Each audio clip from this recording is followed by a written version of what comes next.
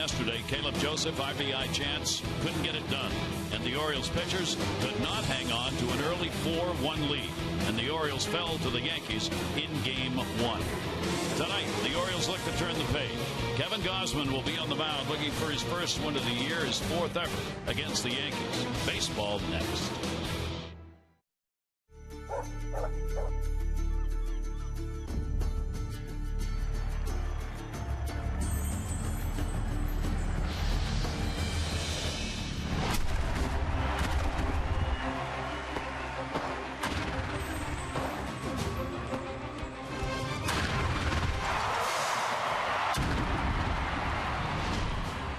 It's the Orioles on Masson, and we welcome you back to New York City on a summer night.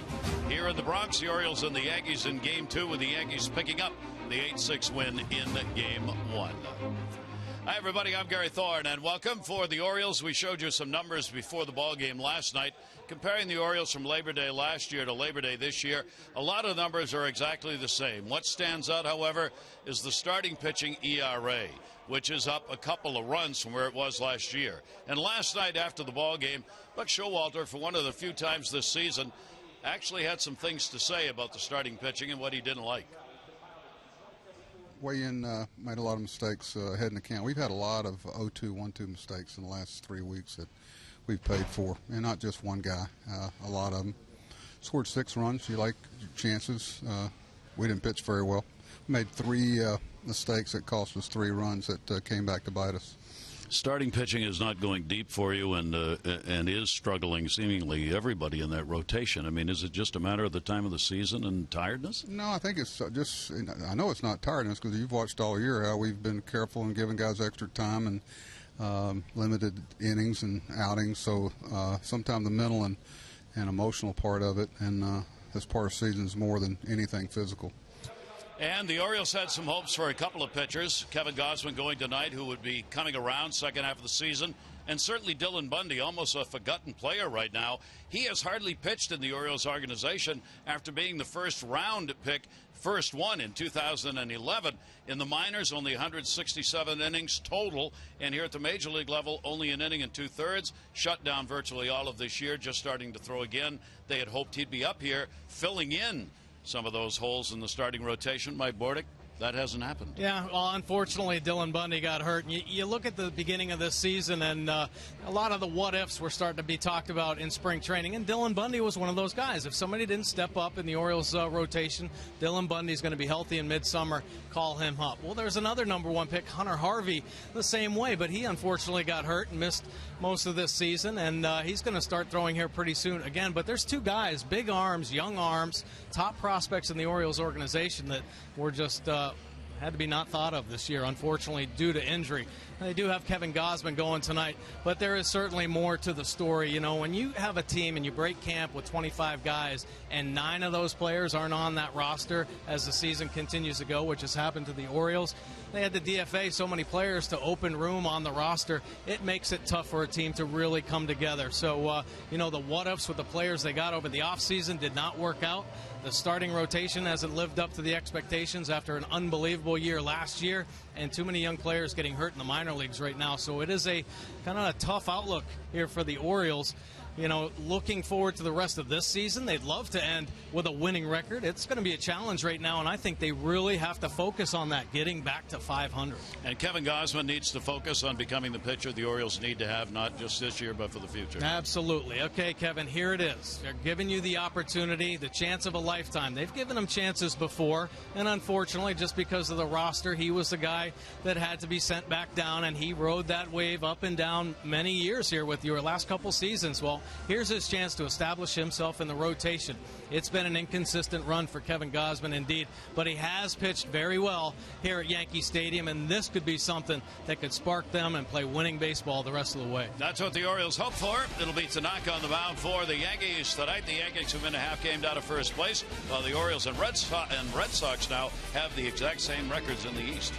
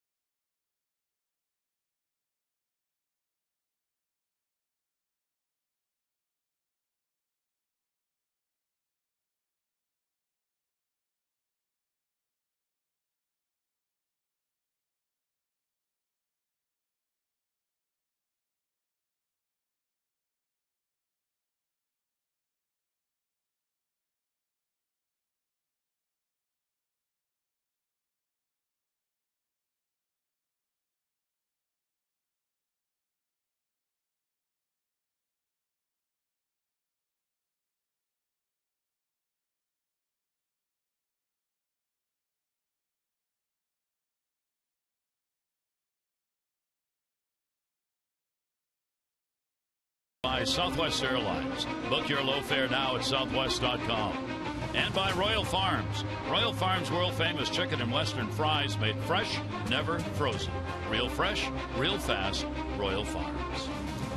Real summer days. Some record high temperatures around New York today. BGE home game time temperature is 88 degrees. Humidity up there enough to make it uncomfortable. BGE home, Baltimore's home team for heating, cooling, plumbing, and electrical.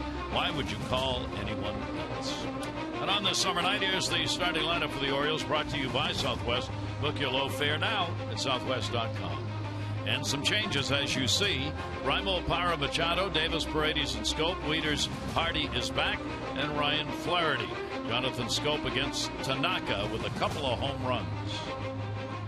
And let's take a look at Masahiro Tanaka's pitch arsenal this season. The fastball only 47% of the time. Now, he'll cut his fastball a little bit, but he loves his slider and his split finger. Breaking ball, there's a slider and a curve occasionally to change. When he gets ahead of a hitter, you will see the split finger. It's nasty what he's known for. 11 wins on the season, 3.73 earned run average, 115 punch-outs in his 128 innings of work this year. Only 25 walks, holding opponents down to a 223 batting average. Righties at 229, lefties 216. He has given up 21 long balls, though. The Orioles have touched him for the home run in the past. They look to do that again in tonight's ball game. One outing against the Orioles this season, in which he came away with a win. 3 runs, 5 hits over 7 2/3 innings. That was a ball game here at Yankee Stadium on July 23. His record lifetime is 1-1 against the Orioles. Nolan Reimold moves into the leadoff spot for this ball game. 1-2 delivery on the way to it. Pitch will be taken for a strike. Why the lineup changes? Well, Buck Showalter saying why not, which means you're looking ahead, trying to figure out where guys might fit in the future, moving Machado down to that number 3 hole, which is where a lot of people thought he's going to end up for much of his career anyway. And the pitch taken inside for a ball. Yeah, Manny absolutely going to be targeted for the 3 hole down the road. Adam Jones getting a day off. Yesterday, you could really tell shoulder giving him a hard time, even that right wrist. So Adam Jones is banged up, and it's starting to show a little bit in his performance. 1-1 delivery on the way. A 1 hopper to short. Nice play. Didi Gregorius makes the throw, and Reimold is retired. Let's take a look at this Yankees defense. Young, Ellsbury, and Beltran in the Yankees outfield. Gregorius and Drew will play up the middle. Ryan and Bird on the corners, and the veteran backstop McCann will do the catching. Yankees are ranked 9th overall defensively in the American League. Orioles still number 1. Geraldo Parra will stand in. He is 1 for 5 in the first game of this series. Getting a look here at Yankee Stadium in this series against the Yankees. Yankees came away with a victory last night, 8-6 the final. Both teams had leads in the ball game. Check down to third base, no go. Clint Fagan, third base umpire. Jordan Baker's got the plate. Paul Emmel is at first base. Jerry Meals at second, and Clint Fagan down at third. 1-0 count on Parra. Lights just taking effect here. Twilight time. In the air to left field. It'll back up Young. 2 down. So Manny Machado hitting third. Yeah, well, Manny Machado's been doing it all year long, but take a look at his numbers against the Yankees. 352, 4 home runs, 10 RBI. Home run in yesterday's ball game straight away center field. And he's been locked in all year. Tested a little bit here in the 3 hole. See how he responds. Manny Machado, 304 so far in September. Very consistent numbers, as Mike said, virtually all season. Once he got by about the first 3 weeks of the year. 2 down and nobody on. Tanaka showed bunt and will take the pitch for a strike. Tanaka's coming off a win against Boston. 4 runs, 6 hits over 6 1/3 innings. The 11-6 mark on the year. Good ERA and a good off-speed pitch, breaking down and away 0-2. Well, just when Tanaka started to slow down a little bit, that's when this Yankees offense started heating up. So some of his wins this year have been, especially recently, added by this Yankees offense. In his last 2 starts, they put 28 runs on the board. So Yankees offense has been clicking. Coming into yesterday's ball game, they were averaging up to 8 runs per game. You showed them how they can put some runs on the board in yesterday's game. Kept fighting their way back. 0-2 count. Machado will slap that one foul outside of first base. Sounded like he had a little split in the bat there. And he will go back and get some new lumber. So for the Orioles coming in, 13 behind the division leaders, and now 7.5 out of the wild card spot. Buck Showalter's team finding a spot where a month ago they thought they would never be, and that is tied with Boston. Exactly the same record, 65 and 72. Teams tied at the bottom of the American League East. Yankees trying to overtake Toronto, gained a game yesterday, with Toronto losing in Boston, and the Yankees beating the Orioles. They're a half game now off the division lead. 0-2 pitch. Machado punches it to right field. It'll stay up. Beltran on his way in will make the catch, and the Orioles are retired in order. It'll be a 24-year right-hander on the mound for the Orioles when we come back.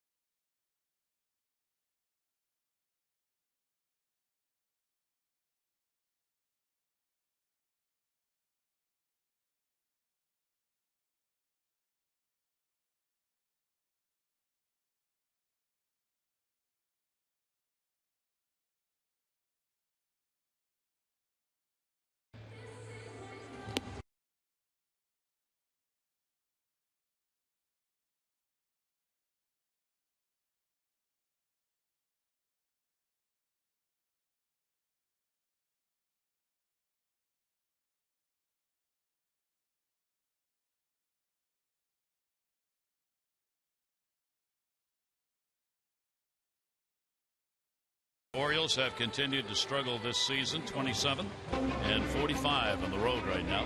Here's the Yankee lineup they face: Ellsbury, Beltran, and McCann, Rodriguez, Bird, and Young, Gregorius, Drew, and Brendan Ryan to start. A-Rod has been hot long ball wise in the last 4. And let's take a look at Kevin Gausman's pitch arsenal this year. The fastball 70% of the time, works in the mid-90s, can get it up there to 98, 99 at times. Breaking ball seems like it's getting better and better. Only uses it 10% of the time. But the change, big league pitch. Nice split finger change. 4.59 earned run average on the year for Kevin Gausman. Only 2 wins. 82 1/3 innings of work. Has 70 punch outs and 20 walks on the year, holding opponents to a 256 batting average. Lefties, that's where that changeup comes in big. Only 240 off Gausman. He has given up the 14 home runs. He's given up 8 in his last 6 starts. Kevin is averaging 5 2/3 innings per start this year. And here is Jacoby Ellsbury. Ellsbury will take it outside for a ball, a 1 for 5 in the opener of the series last night. Ellsbury without his mate Brett Gardner in the 1 and 2 hole. Pitch will be taken for a strike. And the Yankees, winners of 8 of their last 10.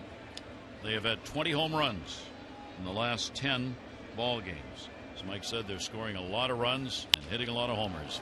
That'll go to right off the fist. Chris Davis playing right in this one has got it. Take a look at our Jeep Inside the Numbers on Kevin Gausman. Well, Kevin Gausman, take a look at his career against the Bombers versus the Yankees. 10 games, 4 starts, 3-2 record with a beautiful earned run average of 2.94. Here at the stadium, 5 games, 1-1 with a 3.45. Holding this current Yankees group to just a 2.05 batting average. So Kevin Gausman, a lot of success against the Yankees. He needs to continue that, obviously, in this game. Beltran's taking over the 2 hole. Gardner's expected back tomorrow. He's got a sore right shoulder. out for the last couple of games, not on the DL though. Pitch will be taken inside. Beltran had a 1 for 3 in the opener, having a real solid season. That's the same number he's got against Kevin Gausman, 1 for 3 lifetime. And he will hit the outside corner with it for a 2-ball, 1-strike count.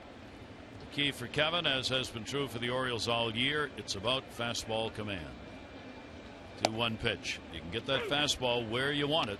Then you set yourself up for the off-speed pitches and you can maneuver through a game. Yeah, I really do. And when you use it 70% of the time like Kevin Gausman does, you better be able to locate that heater. Right now in the early going, looks pretty confident, driving the ball down and away to the lefties, and then when he needs that heater inside, hit it well in the corner just off the plate. Beltran, switch hitter with power both ways. Orioles have the infield shifted around on him, and that one is going to miss down low. Beltran's offensive power, better numbers coming from this side of the plate. 11 of his 14 home runs been hit left-handed. 280 left, 269 right. 3-2 pitch on the way, out of reach, chops it into the outfield. Jonathan Scope will make the play, and there are 2 down. Let's take a look at the Orioles defense. Raimel Parra making the start in center field with Jones down. Davis goes over to right field. J.J. Hardy back into the lineup coming off the disabled list. Scope will join him at second base. Machado at third, and Ryan Flaherty in the start at first base. And Matt Wieters back behind the plate. Look at J.J. Hardy. It's coming off the 15-day disabled list. So the Orioles get their starting shortstop back. Here is Brian McCann. Did not play in the ball game last night. Catcher got a ball game off. He is 2 for 10 against Gausman and will take the pitch inside.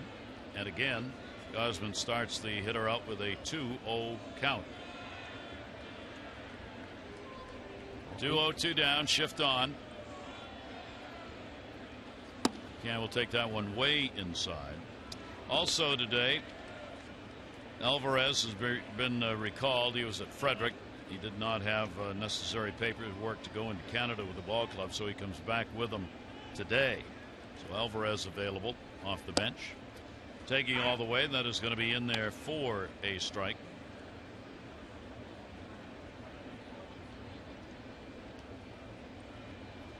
Three ball, 1-strike delivery on the way, and that 2 is there, and McCann very patient in the at-bat.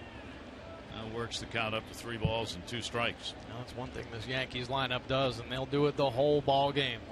They will work a pitcher, take a walk when they can. And bounce that one. So McCann is on with a 2-out walk here in the first inning. This is when the Yankees have been at their best.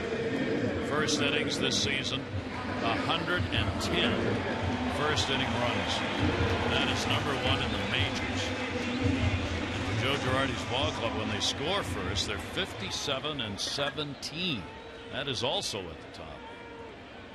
So they've been able to get on early and maintain a lead, or at least win a ball game where they started with a lead. Here's Rodriguez DHing, a 1 for 5, a home run in the ball game last night. 2 away, runner at first base. A-Rod will take it away for a ball. Kevin Gausman, the first inning, runs 11 allowed, and all of them have been earned in his 12 starts this year. The Orioles, much like the Yankees, if they score first, their winning percentage is very good. 1-0 delivery. A-Rod will foul it back. Rodriguez, a 2 for 5 with a home run off Gausman lifetime. He got his long ball leading off the 5th inning against Wei-Yin Chen last night, who gave up a couple of home runs. A-Rod is now second only to Harmon Killebrew in home runs in a career against the Orioles. A-Rod's got 66, Killebrew 68. 1-1 pitch, and that'll be taken inside. And a 2-ball, 1-strike count to Rodriguez. So Alex Rodriguez, obviously a very dangerous hitter, and has been for 20 years at the major league level. So you see Gausman trying to move his feet a little bit. Well, the veteran hitter thinking, all right, knock me off the plate. I'm looking on the outer third. Gausman better execute this one. That will be in there for a strike. And the count goes to 2-2. Runner at first base. McCann. Orioles infield had been moved all the way around. Now Scope with the count, with a 2-strike count, will move back to the second base side of the bag, but not very far. Big hole the right side. That's where he goes. That's a base hit. You could roll that one out there with a pound ball and it wouldn't go any slower, but there's nobody there. And A-Rod's got a single. Hit him where they ain't. Yeah, well, A-Rod's starting to prove that he has that bat speed, so protecting with the 2 strikes, the fastball away, and he just shoots it. The 58 hopper. Well, here are the 2 former teammates when they played high school baseball in Colorado. At the time, Bird, who's at the plate, who's playing first base now, was a catcher, and his battery mate was Kevin Gausman, and they played together at Grandview High School in Aurora, Colorado, and were and are very good friends. And Bird was really excited about this. Gausman pitched to him only once when they were teammates, and that was in an inter-squad game, and he said that Bird hit a mammoth home run against him to center field off a changeup. So he may not throw him a changeup. No. 2 on. Here's the 0-1 delivery to him, and that'll be taken down low. Gausman was a senior at the time, already committed to LSU, and Bird was a junior in the high school. Said he had a couple of other at-bats, but he said it was that hit, that mammoth home run. He said he used to hit them all the time in games. Gausman referred to him as a freak with a smile on his face about how he hits a baseball. That one will be foul back. It's got to be strange. You don't see many matchups of high school players at all, much less battery mates in high school. Yeah, certainly a different feeling for both of these players. Very unique. 1 ball, 2-strike count, 2 down. Big home run, 3 RBIs last night for Bird. 1-2 delivery on the way, and he'll foul that one back. He's had a couple. He's trying to line up for the long ball and didn't get either of them. 1 and 2. Yeah, pretty healthy cuts on the fastballs away. Take a look at his 5-game hitting streak, 353 with 3 home runs and 7 RBI. And you mentioned he had a big home run in yesterday's ball game, a 3-run shot on an 0-2 pitch into the Yankee bullpen. 1 ball, 2-strike count from Gausman. And that one will be looped foul the other way. And the Yankees trying to get a run in here. Take a look how Kevin Gausman attacks the left-handed hitters this year. 70% fastballs, 6% breaking balls. Of course, that changeup that he can fade down and away to the lefties. But talking about the changeup that mammoth blast on, Gausman turning up the heat here, 99 miles an hour on that last fastball. 1 ball, 2-strike count. And he will win the battle. Gets him to go after a pitch away. So Bird strikes out. No runs, 1 hit, no errors. 2 are left on base. Friendship from high school renewed.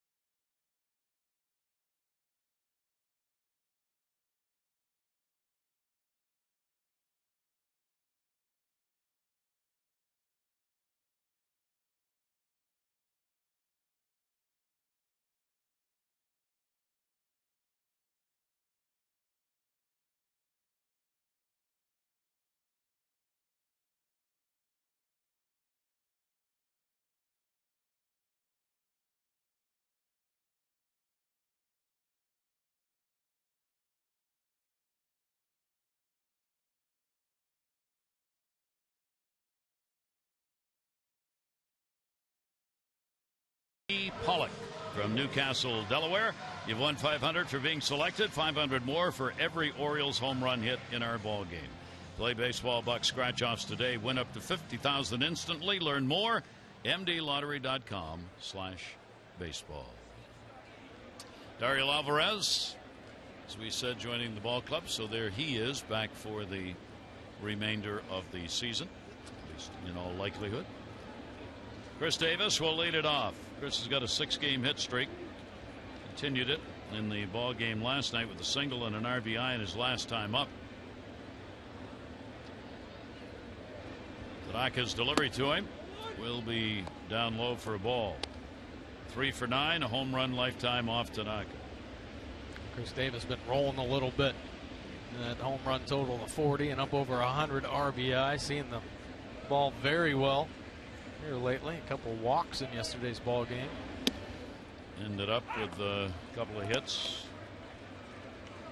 in the ball games of late. Walks, he had 2 of them in the ball game. 2 strikeouts, 2 walks, single, and an RBI last night. We said that was kind of the epitome of what Chris Davis is, and that's a positive. That one's going to go to right. Playing deep. Not deep enough. Yes. Beltran, that ball kept going on him. He was back there just shy of the warning track. Still had to reach out to get it. I'll tell you, sometimes in the outfield you just read a hitter, read his swing. Well, this is a fastball down and away, and Davis squares it up and almost beats Beltran deep. Almost under boogie Tanaka. Ooh, thank you for the adjustment. Beltran tends to play a very deep right field anyway. You'll see him much more likely to have the balls drop in front of him than over his head. Now out to second base, Jordan Baker, the home plate umpire, to talk with Jerry Meals, the crew chief. Don't know why. Hope somebody didn't turn in a wrong lineup card.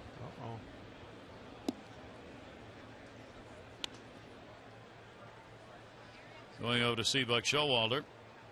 I mean, we've got Paredes on in our batting order, and that's who's in the on deck circle.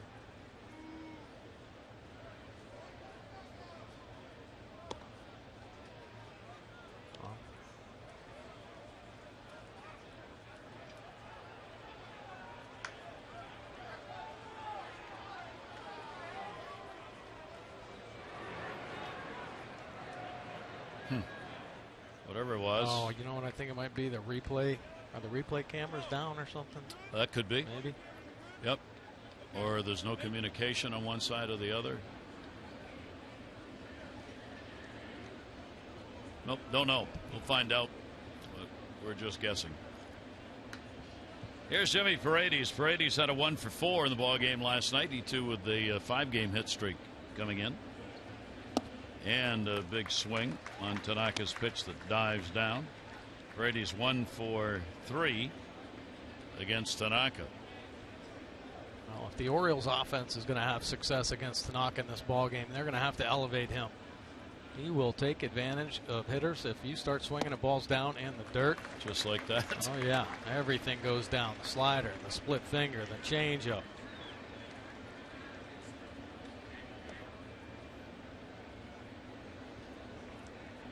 Right-hander, 26-year-old Masahiro Tanaka, only doing a number for the Yankees. 0-2 delivery on the way. You will keep that one down low. Yankees last year, he was 13-5. He had a 2.77 earned run average.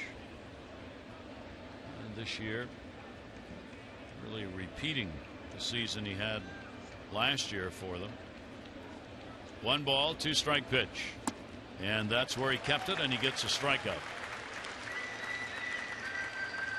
Yeah, everything at the bottom of the zone here, Paredes. Kind of tipped his hat there when the first pitch, the slider down at the bottom of the zone, and he did not leave that area. Everything down below the knees, and Paredes giving chase there for strike 3. That'll bring up Jonathan Scope. The interesting numbers against Tanaka. He's had only 2 hits against him, and they're both home runs. He is 2 for 9. 1-0 delivery on the way, and that will be outside. And he can hit the home runs off a lot of folks. Oh, yeah, but especially the right-handed hitters. Take a look. This season, 322, 10 bombs, 29 RBI against right-handed pitchers. 1-0 delivery on the way to him. Down to third. Got on the top of that one. And will foul it off. And a 1-ball, 1-strike count from Tanaka. Scope securing his spot. Now it's a matter of staying healthy and getting in a full season, which he was not able to do this year. 1-1 delivery on the way, and he'll foul that off the end of the bat. Scope is playing in just his 65th game. He's had about half the number of at-bats that the regulars have had, 223 coming into the ball game, yet 13 doubles, 12 home runs. Buck Showalter keeps noting that he's done all of that offensively, really, in a half a season's worth of at-bats. 1-2 delivery. Tanaka goes away and gets him. So a couple of strikeouts. He retires the side in order.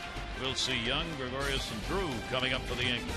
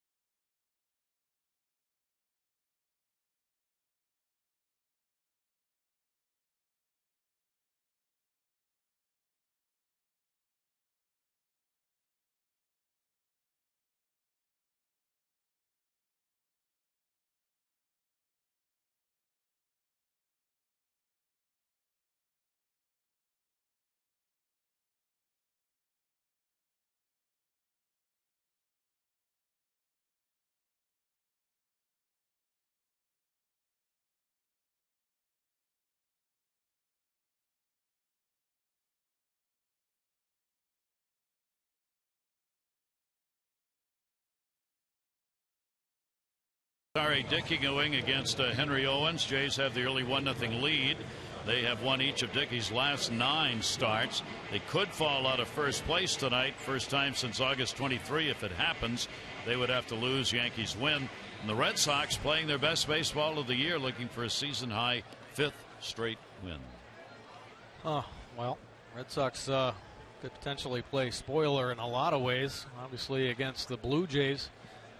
Potentially against the Yankees, but even more so against the Orioles. Yeah. You know, the Orioles want to stay out of the cellar. They really do. After 3 successful seasons, after walking away with the American League East last year, man, if that's not enough to inspire you to stay out of the basement. Play some inspiring baseball here in a couple weeks. Whatever the problem is, the umpires confer between innings, went to both managers. Nobody seems really upset, but something they're talking about. The pitch will be taken for a strike. Chris Young. Young, a big 3-for-4 ball game. Kind of unnoticed last night, but he had 2 RBIs and a run scored. And overshadowed by the home runs, especially Bird's 3-run shot that ultimately won it. But he was a major factor in the game.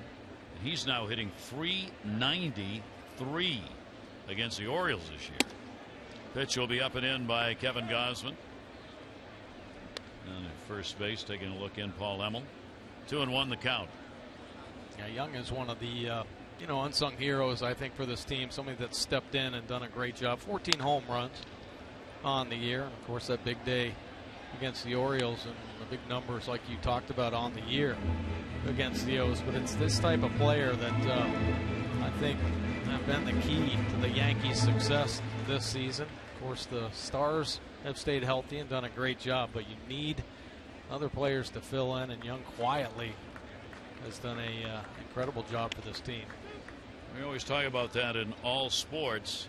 Your stars do have to shine to win, but you also have to have the role players who fill in and get things done in order to have a team worth of it. Down to third.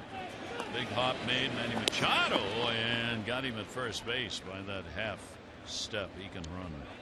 Manny played 5 out of the last 7 games at shortstop, so is it much of an adjustment? Well, Manny makes it look pretty darn easy. Getting the hop, setting the feet, and the strong throw to get the speedy Young.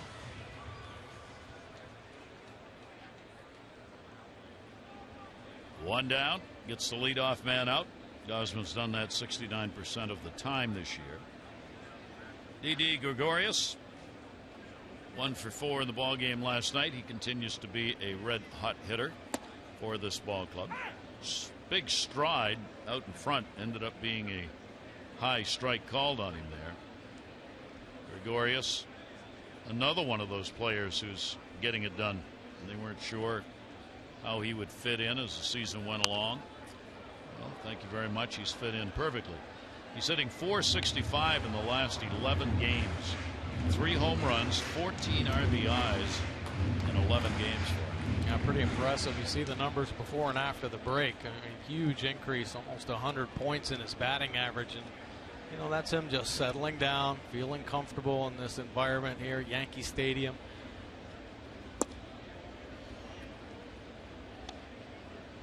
Pitch taken down low. 1 ball, 2 strike count. Gregorius with Drew waiting on deck. 1 ball, 2 strike count. And Gregorius fouls it back. So we understand the problem the umpires and manager have been talking about. The Orioles do not have the complete replay system available. They've got about half the number of looks they should have, down from about 14 to 7 or so. Whether he's asked I don't know how you'd get the other team to do the same thing, but Yankees apparently have the full panoply of replay angles. The Orioles don't. Foul back. So with the love that's shared between these two teams, when the Orioles need to look at a replay, Buck will simply walk across to the Yankee dugout, go down, and look at it, right? Hey, Joe, come on down. Let's take a look at this replay together. I thought maybe they'd shut the replay off completely. And they may have. Home plate umpire went out to tell everybody, we better bear down. We got to make these calls good. They may have. We don't know what the suggestion is here. I think they're just going to try and work to get it fixed and hope it doesn't come into play. 1 ball, 2 strike count on Gregorius. No score, bottom half of the 2nd inning. Kevin Gausman having to wait.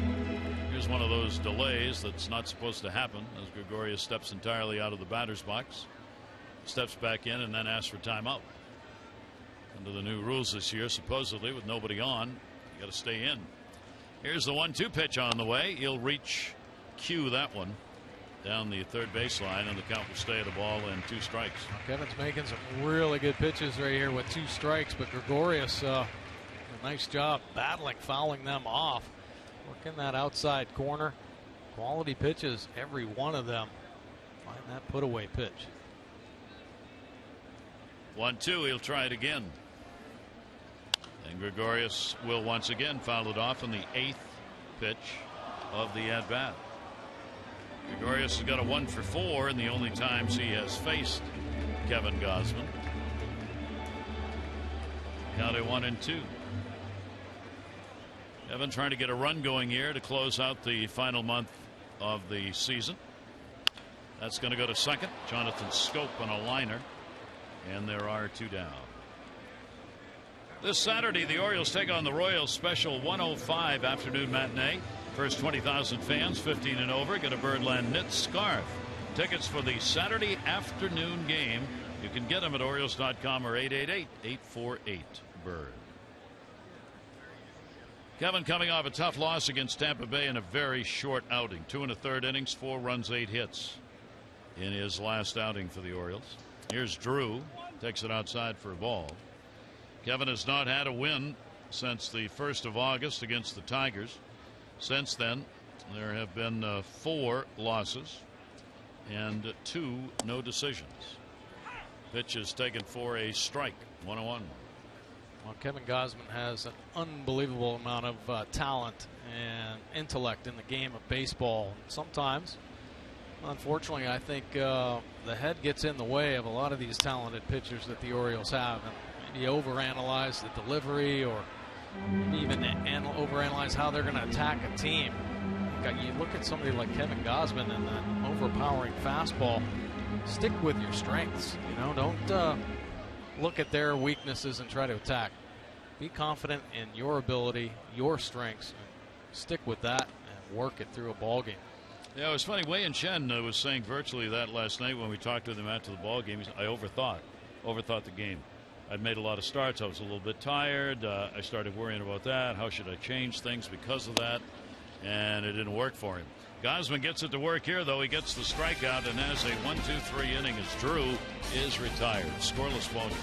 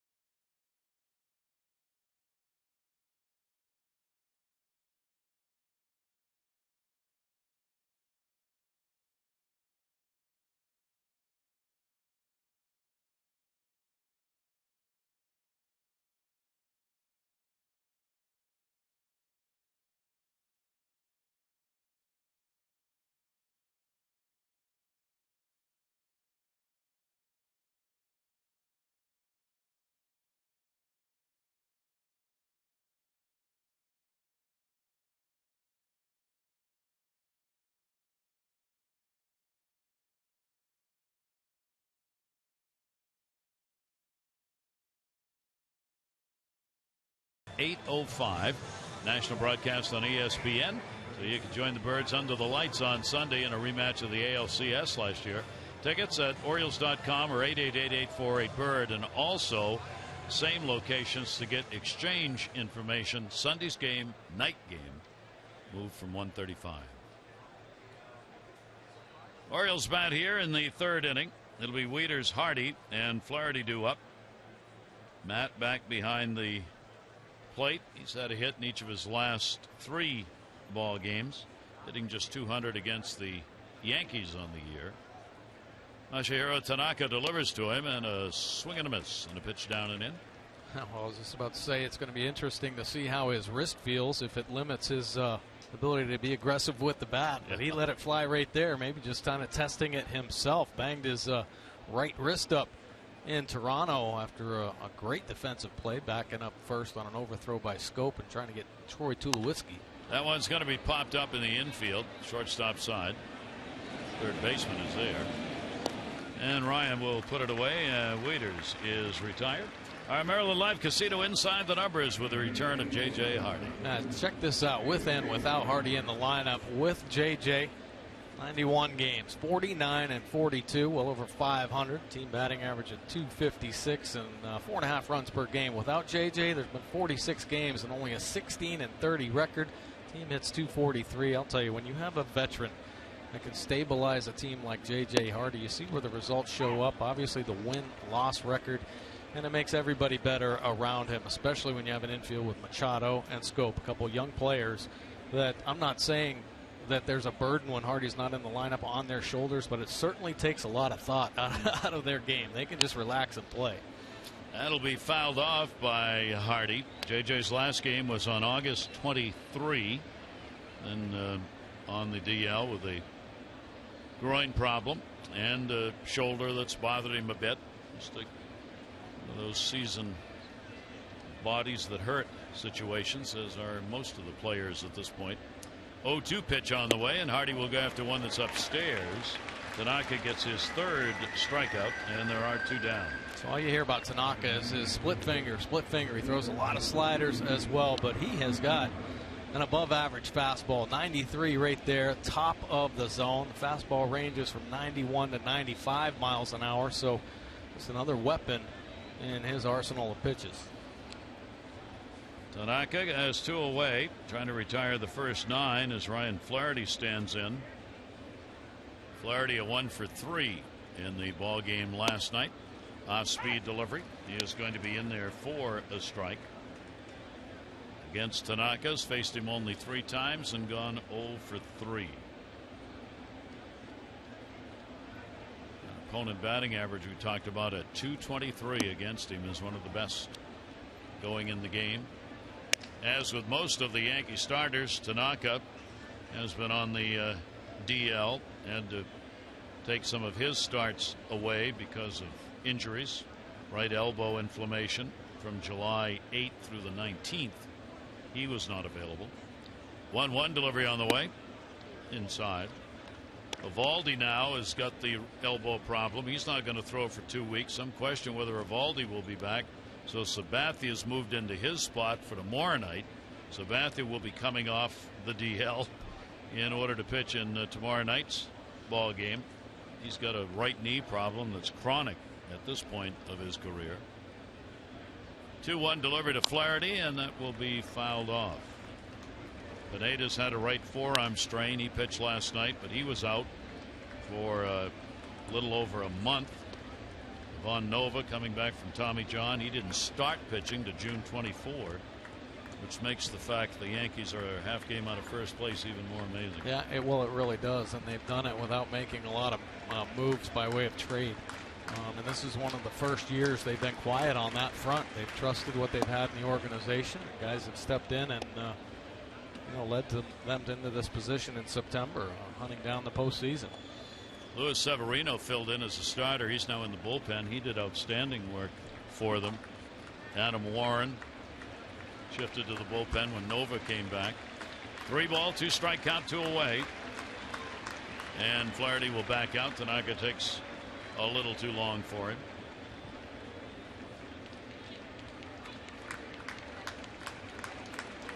(3-2) delivery, and he got it. So 4 strikeouts, retires the first 9 faced. We go to the bottom half of the 3rd.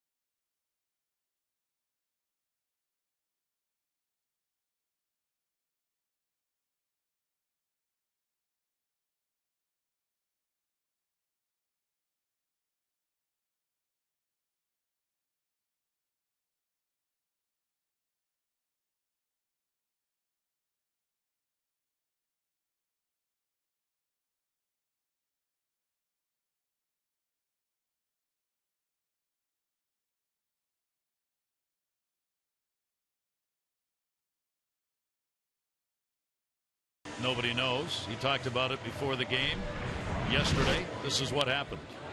A deep fly ball here, and Ellsbury over Boogie, and Adam Jones sees that the throw pulls Davis off a little bit, but take a look at Adam Jones after the throw. He's pulling Davis off a little bit. Oh, the body does change as time goes by. It's been different. You're 30. A lot of people say when you hit 30, a lot of things change, but no, it's what happens when you play 150 plus games. Something bound to happen. Running the walls, dive, play the game hard, play it the right way. Yeah. body just takes the brunt of it. Well, Adam Jones, he's played over 150 games since 2011. 2010 played 149. He is out there every night. We see him how hard he plays, and yeah, your body does take a beating. And now Adam has to kind of figure out, okay, how am I going to keep my body healthy through the rest of my career? Because he's going to want to play 162 games. He's going to have that same type of attitude. And unfortunately now with that arm bothering him a little bit, part of his routine might be some shoulder exercises. You know, you just make those type of adjustments if you want to continue to play an extra 5 or 10 more years. So it's something he's going to have to pay attention to, and many veteran players do. He didn't want to come out of the ball game tonight. Buck Showalter said, I didn't ask him. Said I didn't put him in the lineup, and he came in, saw the lineup card, and said, well, not playing. That ball fouled off down the line. 1 ball, 2 strike count. Brendan Ryan at the plate. He's playing at third base in the ball game tonight. Not a lot of playing time, just his 31st game. Had not played in the last 2. He's only had 1 hit in his last 20 at bats. He too had been on the DL, upper back problems this year. 1-2 pitch to him, and Gausman will miss down low with it. Ryan never really considered an offensive type player, but a great defender, and he's a veteran guy now. He's been in the league a long time. You saw his age there, 33 years old. I think this is his 8th season in the major leagues. He did. So Ryan will take the K. 2 strikeouts in a row, 3 in the game. Great split finger right there. And upset his ability not to pick this one up. See him getting geared up. Yeah, that bat head goes out in front. You see where Wieters catches that ball. Some unbelievable dive action on the splitty from Gausman. That'll bring up the top of the order. Ellsbury flied out to right field his first time up. Machado will move in, recognizing his speed. Gausman's delivery to him will be fouled back out of play. Scobie Ellsbury, 304 against the Orioles this year. He's always been a very tough out against the O's. Still with that real good speed. Only a couple of hits though in 14 at bats against Kevin Gausman, and he will foul another one back. Haven't been a lot of stolen bases in the American League. Altuve of Houston, the leader, as he's been most of the season. He's got 34 stolen bases. The running part of baseball, as far as stealing bases is concerned, has really kind of disappeared.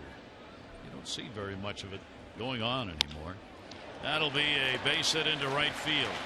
Just enough on that one to get a 1-out single.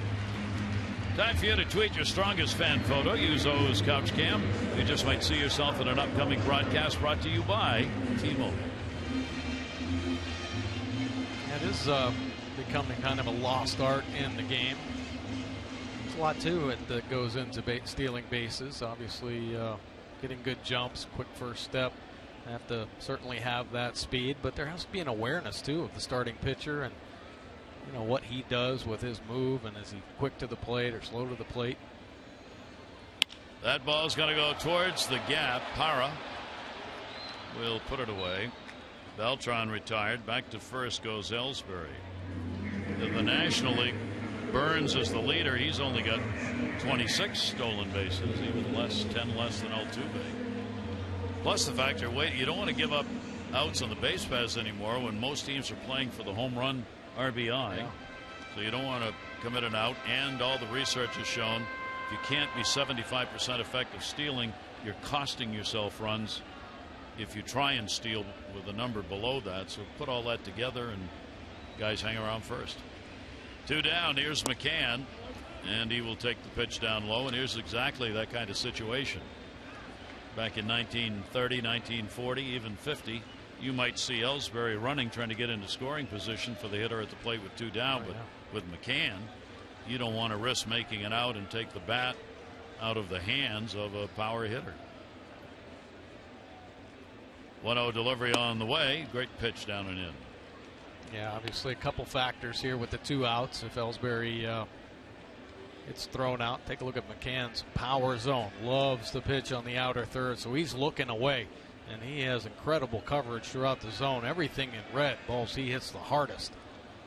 Look for Kevin Gausman to be working in, maybe waste a couple pitches away. Get his eyes looking out there. 1 ball, 1 strike count. Shift on. Hits into it. Through it. Scope. Big arm. Off the bag. It'll be an infield hit. Even Jonathan Scope with that arm was so far away he could not make the strong, accurate throw. Yeah, if he would have maybe set up, might have given him a better chance, but all that momentum heading into the outfield has to make the off-balance throw, and can't quite get that front shoulder on line. The ball gets thrown up. Flaherty obviously pulled off the bag.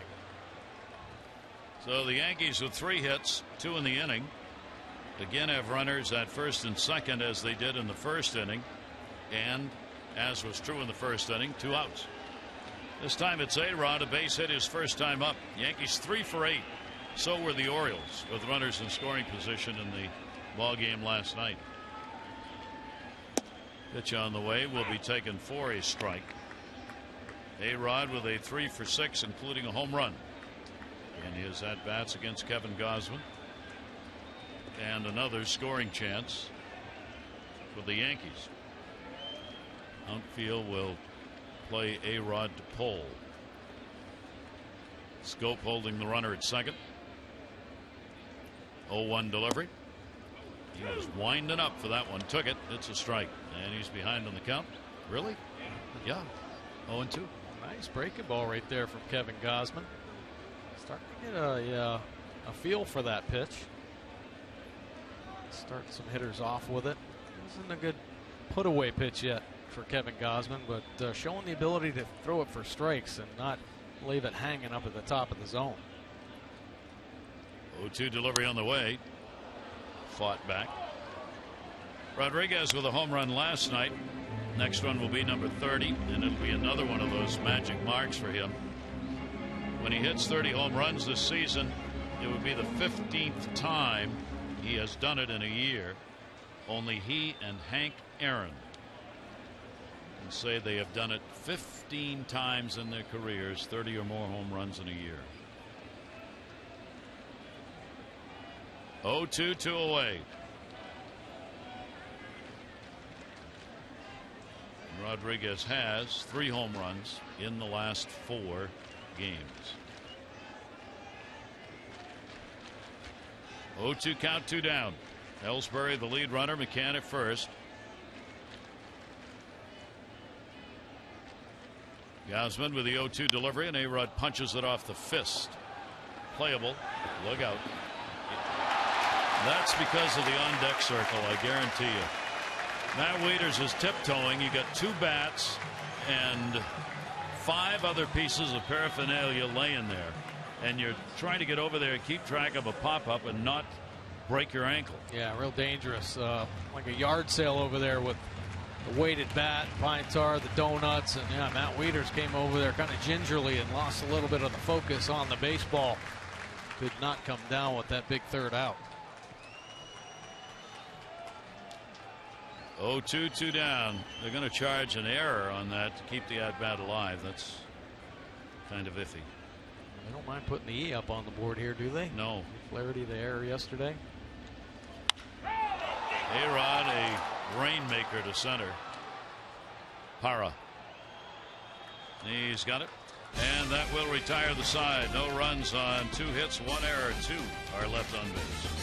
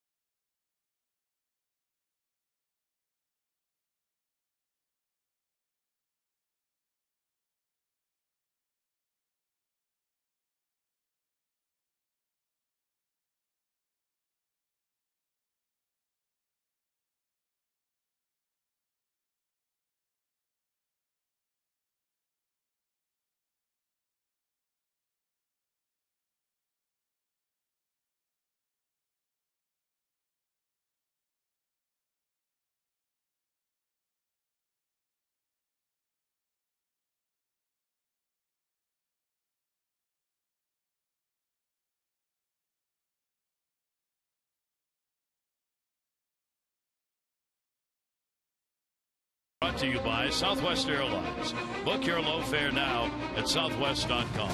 And by your local Mercedes dealership. A real summer night here in New York, in the Bronx. Gary Thorne, Mike Bordick, our great crew with you. Record temperatures here all week.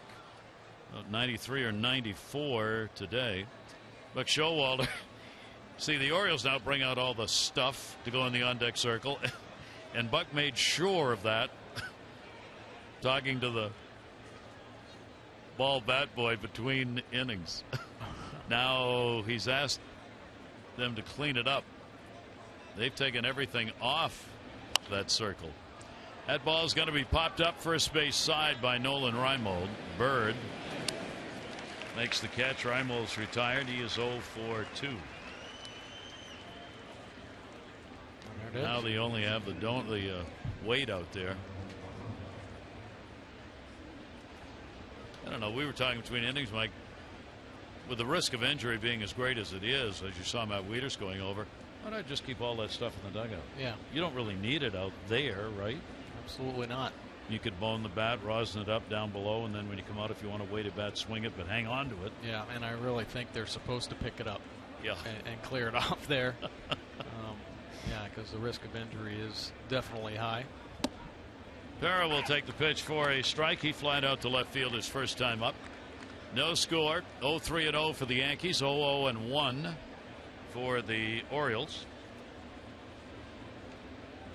Tanaka's got no walks, 4 strikeouts. Gosman 1 walk, 3 Ks.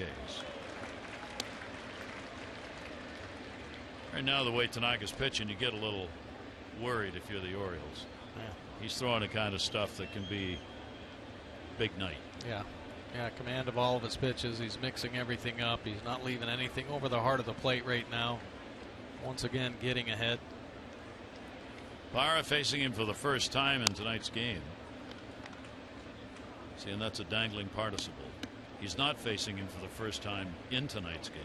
Tonight's game is the first time that he's faced him. Uh-huh.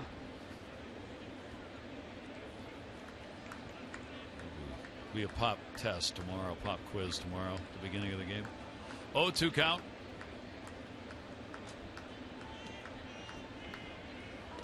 And that one will skip across the plate. Ball and 2 strikes. As Mike mentioned, Tanaka doesn't walk many. 25 walks in 100 and well, we're up to 131 innings now. His strikeout to walk ratio real good, just like Pineda's was. 1-2 pitch. Parra reaching, fouls it away, and holds the count. Well, you can tell McCann's having a good time back there. Even Matt Wieters has gestured out to Kevin Gosman, hey, nice job. He's hitting his spots. And right now, McCann having a good time. Just putting his glove, putting the right fingers down, and Tanaka not missing his spots at all. Late setup, down and away. Just enough. And the count will stay at a ball and 2 strikes. Good job by Parra even to get a piece of that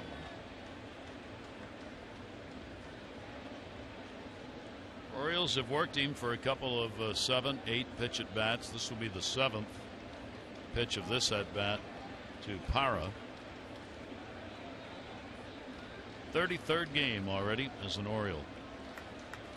Hitting .221 in an Orioles uniform. 5 home runs, 13 RBIs. Overall on the year, .328. Yeah, was putting up some huge numbers with Milwaukee offensively. 1-2. Strikeout number 5. Everything in the book thrown to Parra here. Great at bat working. But this is when the fastball can potentially come into play, and it does here. 94 miles an hour, right on the inside corner, down and in. He isn't just throwing it there. He's locating it perfectly for the second out. We'll bring up Manny Machado in the number 3 spot. Manny flied out to right field his first time up. 2 down, bases are empty. Chopper. Could be the Orioles hit. Throw. No. Nice play. McCann never had time to set himself and still made a very accurate throw. So the Orioles are retired in order, as they have been through each of the first 4 innings, with some pretty good help from his battery mate right there.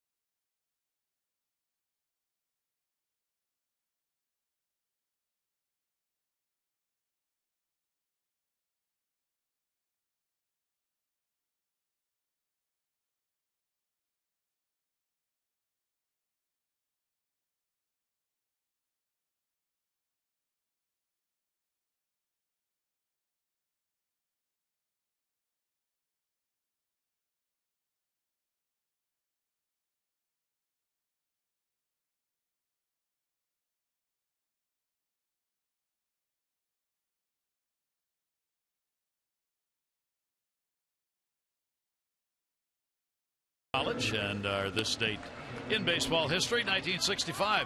It was a promotional event. Kansas City was not drawing, so they announced in advance Bert Campaneris would play all major league positions in the single game, and that is exactly what he did, the first to do it. And in 1896, some of you may have been there, Baltimore swept the doubleheader following a triple header sweep. It is the most games, 5, won in a 2-day period. They won 10-9 and 3-1 after they had swept a triple header the day before.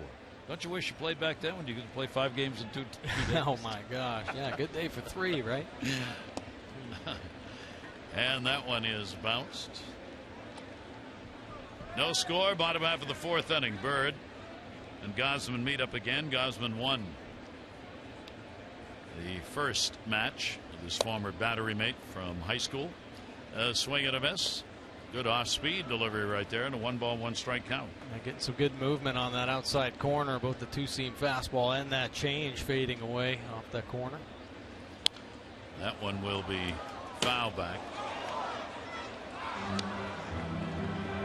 Mike and I were kind of smiling before the game and said, you know, I wonder if Kevin will just bang him in the ribs. Yeah.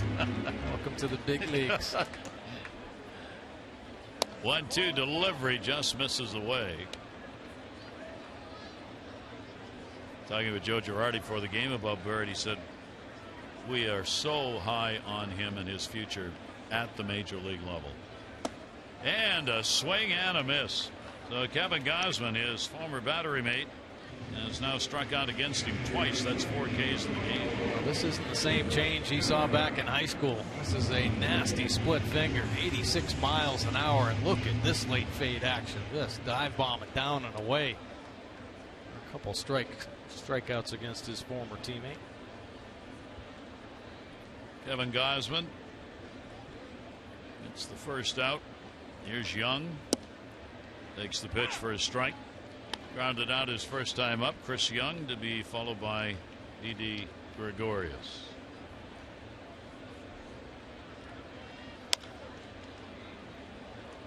Room, Flaherty, he's got it.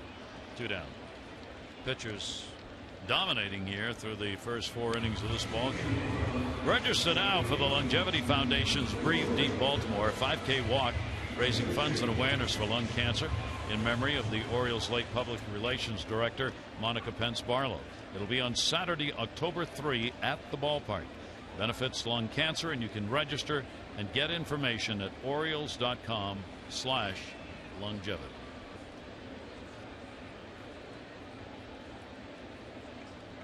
Two down, nobody on. Didi Gregorius lined out hard to Jonathan Scope at second base. Now, Buck Showalter talks about Kevin Gausman and how good he can be, and really it all comes off his fastball location. Well, right now locating the heater very well. He's only left a couple fastballs on the plate, but I think what's keeping hitters off it is his ability to throw that curveball for a strike. It's in the back of their heads right now, and they're not squaring up the fastball. They're not getting the head out in front. He's had a lot of jam shots, some broken bats here, some weak fly balls. Command of all three pitches here for Gausman in the early going. 1 ball, 1 strike. Up high with it. Here in this ballpark for Kevin Gausman, he is 1-1, a good 3.45 ERA. He has pitched here in the Bronx previously 5 games, 2 as a starter. 2-1 delivery. Gregorius goes after it. Left center. Parra coming over. Called off. Reimold will put it away. And a 1-2-3 inning, so the pitchers continue to get the outs. Hermaz the do-ups, Davis, Paredes, and Scope.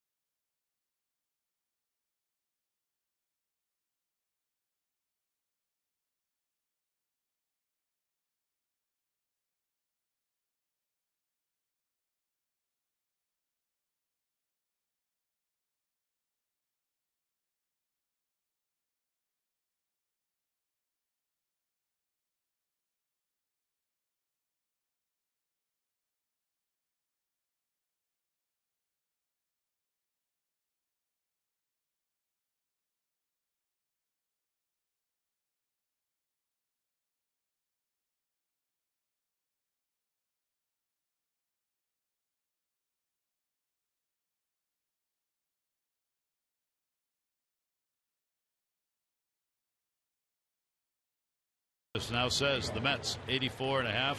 Their chance of winning the National League East. Nats down to 15.5. Mark Burley lasted only 3 1/3 on 2 extra days rest. Marcus Stroman struggled in rehab, both of them yesterday. Toronto's rotation right now a bit of a question mark. The Yankees pennant race, and no one seems to care in New York, said Larry Brooks in a story in the New York Post today. And Bryce Harper's quote regarding fans in Washington, well, they're left in the 7th, so that was pretty brutal. Well, Bryce Harper certainly isn't one to mince his words, right? No. Speaks his mind. He was upset. The fans left a little bit. A little early in that game. Here is Chris Davis. And not a big crowd here tonight. Again, looks a lot like last night. They announced 31,000, but I don't think there were 31,000 here. 1-0 count on Davis. Chris flied out his first time up. Tanaka's pitched to him away. Chris 3 for 10 with a home run of Masahiro Tanaka, who starts the 5th inning, having retired the Orioles, all of them. 2-0 pitch. Falls behind 3-0. Orioles got a shot at a base runner here.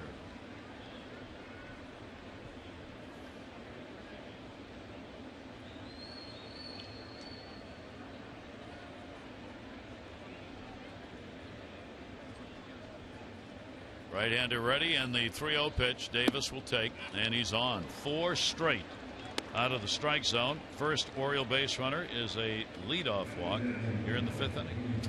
Here's our PNC minor league report. Well, let's take a look at Christian Walker for the Norfolk Tides and his rankings. At bats, first. Doubles, tied for 3rd with the 33. 52 extra base hits, at 18 home runs and a triple.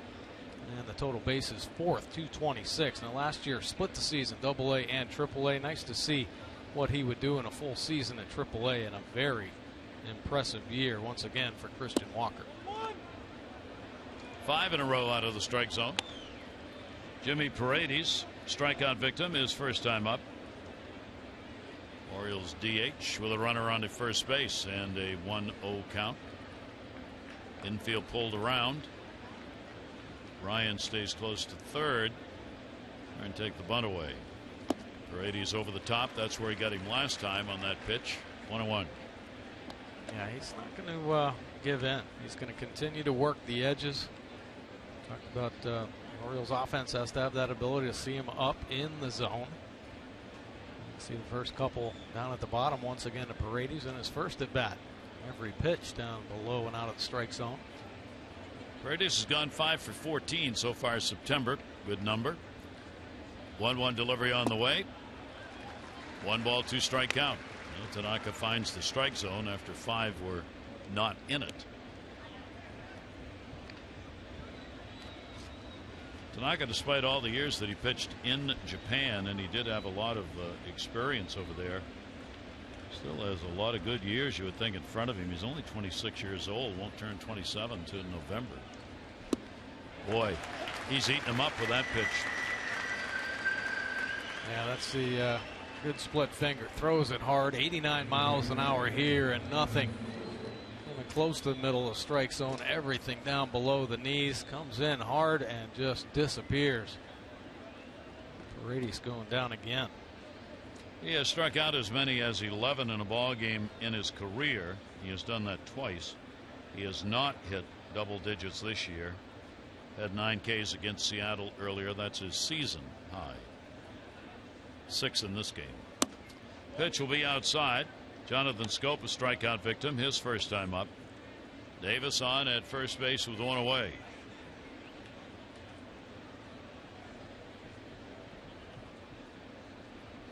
Scope, a couple of home runs, 5 RBIs against the Yankees on the year. 1-0 pitch. Down to third and foul.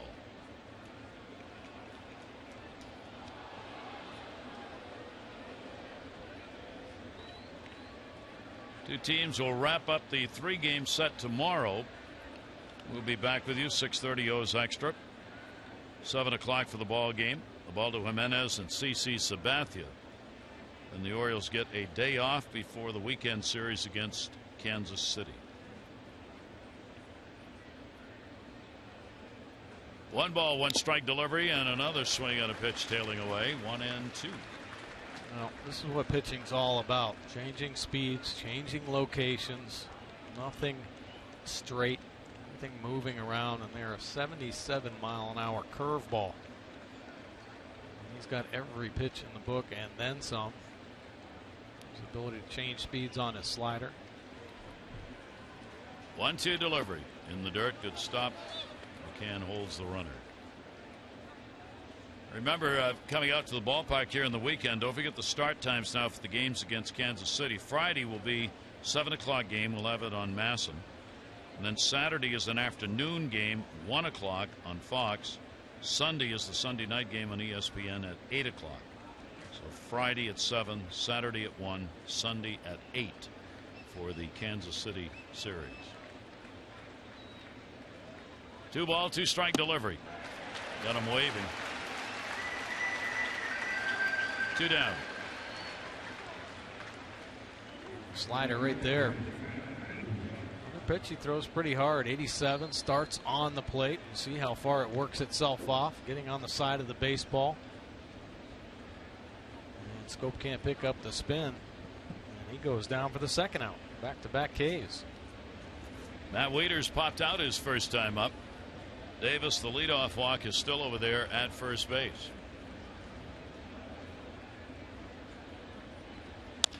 Tanaka gets it in. That's going to go to the shift. And that's going to go into right field. Runner will go to third. Wieters will stay at first. Probably going to be a base hit. I don't know what Gregorius was thinking about. He had Drew ready to field the ball, the second baseman. They were in a shift. And Gregorius tried to make this running stop. Yeah, the big chopper going through, and Drew setting up to field this ground ball, but Gregorius just over boogieing on this one.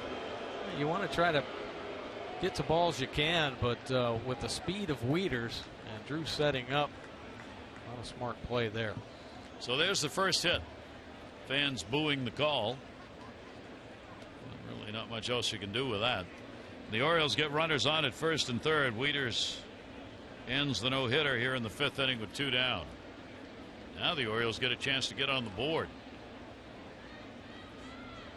Hardy, a strikeout victim, his first time up. First and third, 2 down. Hardy, a chopper. It will stay foul. And they make sure as it started to roll back the other way. And JJ took the bat with him all the way down to first. Well, this is typically what Major League Baseball should be about. Take advantage, or try to take advantage of another team's miscue. Give a team an extra out at the Major League level, and typically they're going to capitalize on it. The way the pitchers have been going here in this ball game, not many opportunities for either team. J.J. Hardy would like to come up with a big 2-out hit. Error also charged on Didi Gregorius on that last play on Wieters, so it's a hit and an error, allowing the runner to move to third. 0-1 count on Hardy.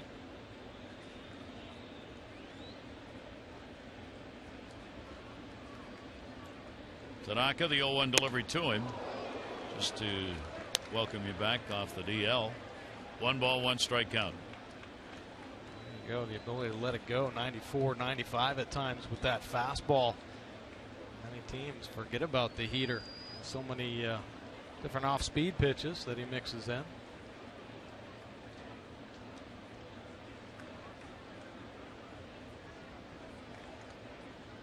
One and one. Outfield still fairly deep on Hardy. Pitch on the way. Another one up and in. 94 on that one, but misses. And he'll fall behind. 2 balls and 1 strike. So a leadoff walk to Davis. Couple of strikeouts and the infield hit by Wieters. Error Gregorius allowing Davis to go from second to third.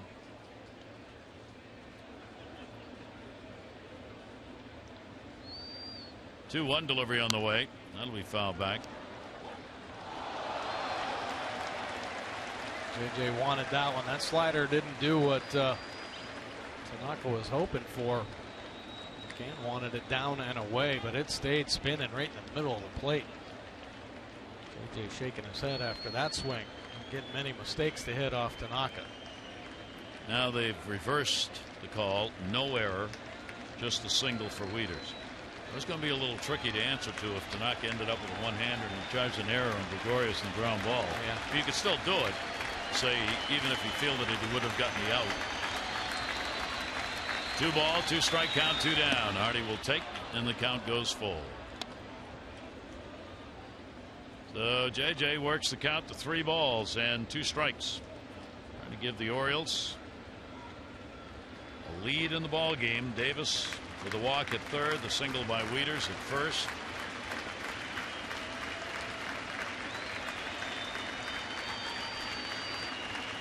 Tanaka with a 3-2 count. Hardy will pop it up.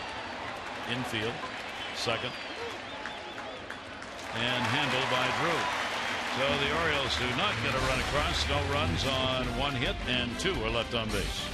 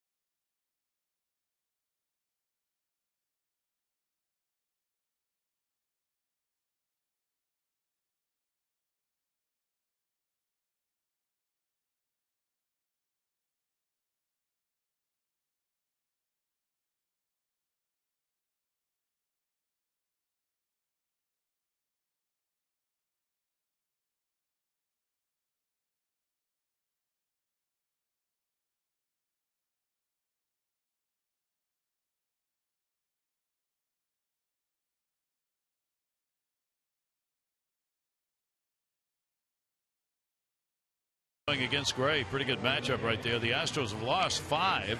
Kazmir's last 6 starts, he's 1-4 with an ERA of almost 4 in those games.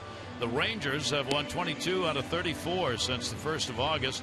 Their postseason probability's gone from 9 to 52%. They trail Houston by just 2 games off the division lead. Not in Texas, isn't it? Interesting, it would be those 2, huh? In the Lone Star State. Stephen Drew is going to lead it off against Gausman. Drew, a strikeout victim, his first time up. Bottom half of the 5th inning, scoreless game. Drew's now 0 for 10. Lifetime off Gausman. Showed you at the top the right-handers a much better average against Gausman, 274 compared to 240 for the left-handers. 1-0 pitch on the way, and that ground ball to second. Jonathan Scope. 1 away in the 5th. Those fans never miss a game update, behind the scenes moment, or exclusive contest. Follow Masson Orioles on Twitter for all the latest Orioles buzz. That's Masson Orioles on Twitter. And Kirby and his good buddy Adam Jones talking a little baseball. See whether Adam can get back into the lineup tomorrow night or not. It will depend on how he feels. Brendan Ryan, a strikeout victim, his first time up. And he will take the pitch for a strike. 0-1 the count. Another good first pitch breaking ball from Kevin Gausman. Back with some heat, inside and low. 1 ball, 1 strike count. There haven't been too many games this season for Gausman where he's had that command of the breaking ball. Fastball is going to be away. Kind of surprised just looking there at his pitch count at 81. Yeah, me too. It doesn't seem like he's thrown that many pitches. I mean, he struck out 4, he's walked only 1, but he's had a number of 2-0 counts to start. And that is in there for a strike, and it will go to 2-2. And this Yankees lineup, notorious for working starting pitchers. And see his pitch count by inning, 27 in the first and then 20 in the second.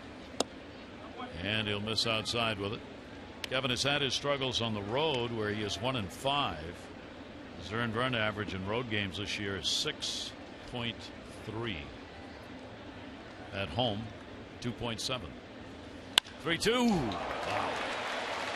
A scorcher back up the middle. The hardest hit ball we've had in the ball game. Brendan Ryan gets it. It's a 1-out single. Went out and got that 97-mile-an-hour fastball. Stayed up a little bit and stayed short to it. It's chuck and duck for Kevin Gausman. So the Yankees get their 4th hit. Ellsbury a base hit, and he has flied out. Good little meeting going down there. Team captain, manager, first base coach. 1 down, double play depth. This will be taken down low for a ball.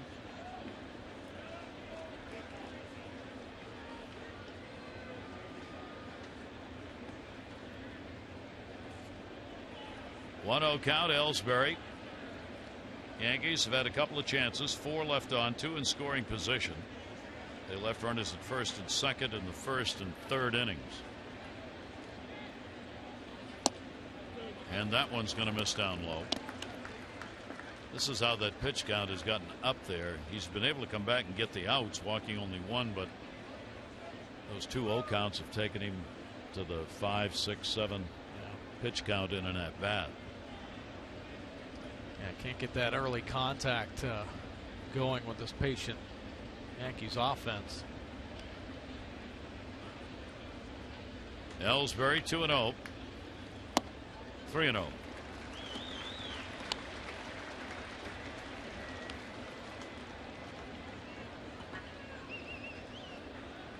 Ellsbury, one of the game's outstanding table setters, if such a thing is left at the top of the order. He and Gardner have really worked some magic in that regard this season. 3-0 count he'll take, and it will be there for a strike. Well, those two guys are healthy at the top of this Yankees lineup. Not many better. Both have the ability to draw a walk. They have the ability to bunt. Both great speed. So it puts a lot of pressure on the defense. And you wonder if this team has that great ability to score. 3-1 center field. Parra. Runner tags and stays. Parra, perfect throw coming into second base. Ellsbury out of there. Show your orange and black as the Birds host the Red Sox at Oriole Park for the final time in 15. A 3-game midweek series starts Monday, September 14. Tuesday the 15th, Ollie's Bargain Night presented by Ollie's Bargain Outlet. Upper reserve seats are only $10. Get your tickets at Orioles.com or 888-848-BIRD. Carlos Beltran. He has grounded out. Fly it out to center field. Veteran with a shift on. Runner on at first base against him. And the pitch is taken for a strike.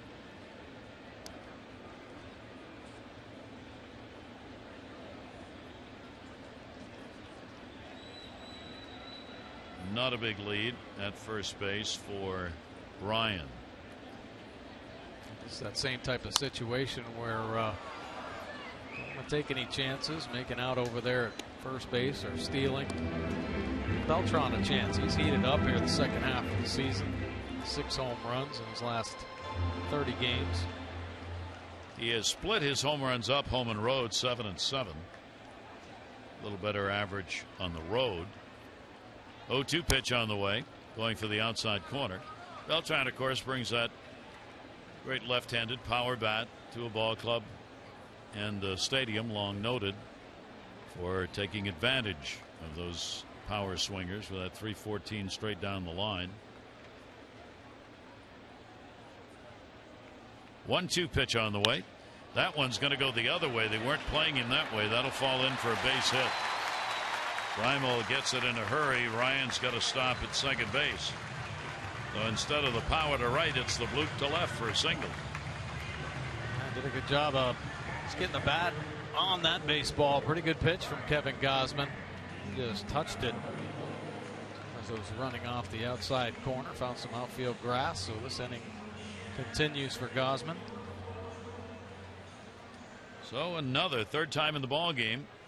The Orioles have had Yankees rather, have had runners on at first and second base, and each time it's been with 2 outs. Here's McCann, base hit and a walk in the ball game. 3:27 with runners in scoring position for the Yankee catcher. And he will take the pitch down low for a ball. McCann just out of the top 10 with that runner in scoring position number. Yankees with 5 hits. A-Rod on deck. 1-0 delivery. That's a strike in the outside corner.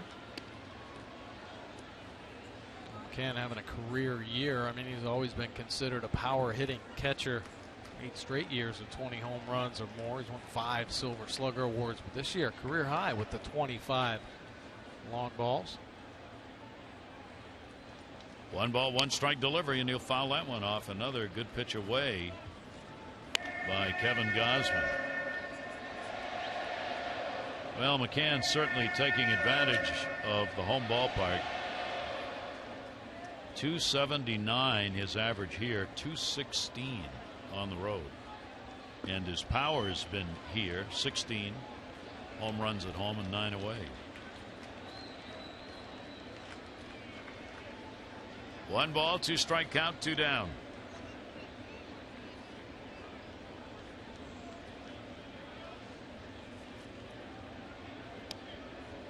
Ryan off second base, Beltran off first. 1-2 delivery. Foul tipped and got him. So Gausman gets another big out. 5 strikeouts, no runs, 2 hits, no errors, 2 more. are left on base. It remains a game of pitching. No score.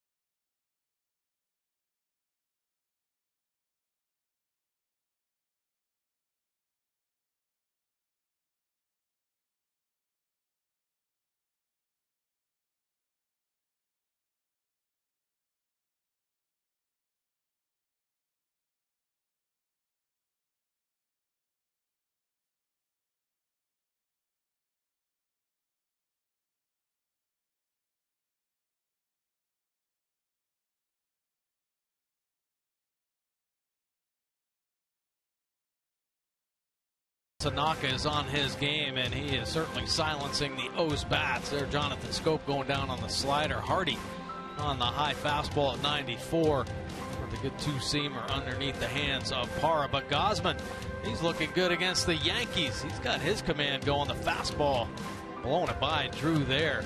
Ryan going down on the nasty breaking ball. How about the split finger? Former teammate Bird going down.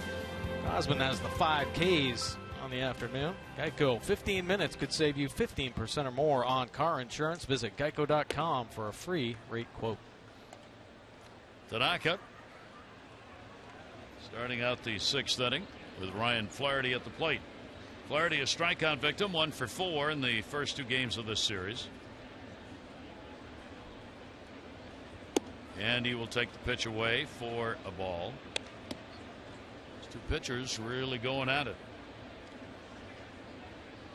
Infield hit by Wieters. That's the only one the Orioles have. And they've only had a runner to third base once in that their last half inning. 2-0 pitch. Flaherty will foul that one off outside of first.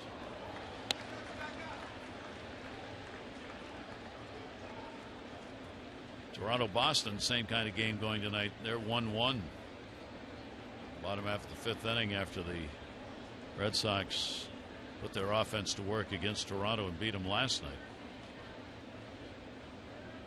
Here's the 2-1 delivery, and that'll be down low. Flaherty works it. 2 balls and 1 strike. Ryan, of course, has worked his way around the infield this season, playing them all.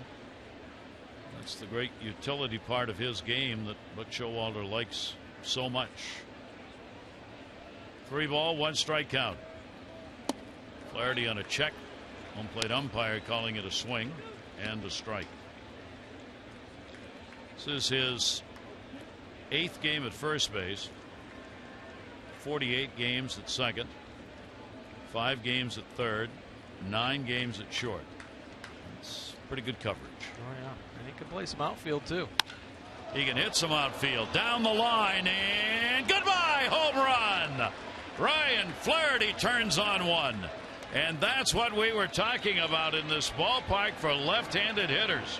Flaherty takes advantage of it, his 8th home run, and the Orioles have a 1-0 lead.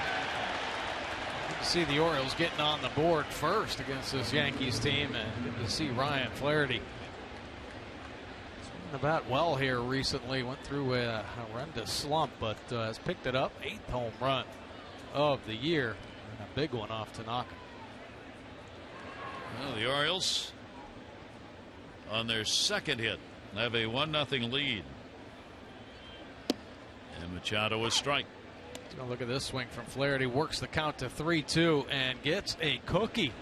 One of the few fastballs you're going to see on the plate, and Flaherty does not miss it. He gets out of the stadium in a hurry. Said Machado. Nolan Reimold in the leadoff spot. He is 0 for 2. He has popped out, grounded out. And for our Maryland Lottery contestant, Doretta Lee Pollock, $500 for each Orioles home run. And there's the first one tonight. 0-2 delivery. 1 ball, 2 strike count. Reimold. Parra waiting on deck. 22 home runs surrendered by Tanaka, 10 from left-handers. 1-2. It's going to be in there and got him. That'll be strikeout number 8. And as Reimold questions. Didn't like that call there. Slider. And look where McCann's setting up. On the inside corner.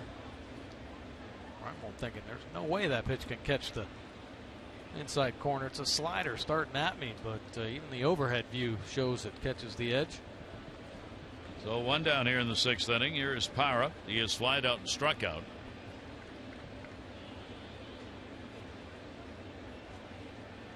Gerardo Parra waiting on it. Breaking ball. And that's going to be in the outside corner for a strike.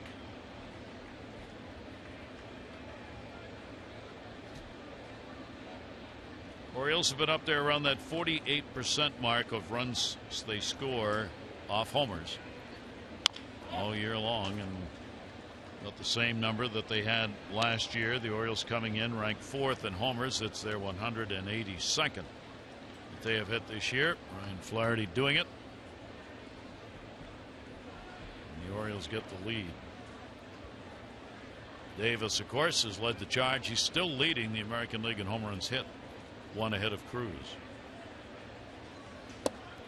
Ooh, that nasty eat 'em up pitch. 9 strikeouts. Got him twice in there under the hands on with the fastball. 2-seamer, 93 miles an hour here. Parra trying to get to it.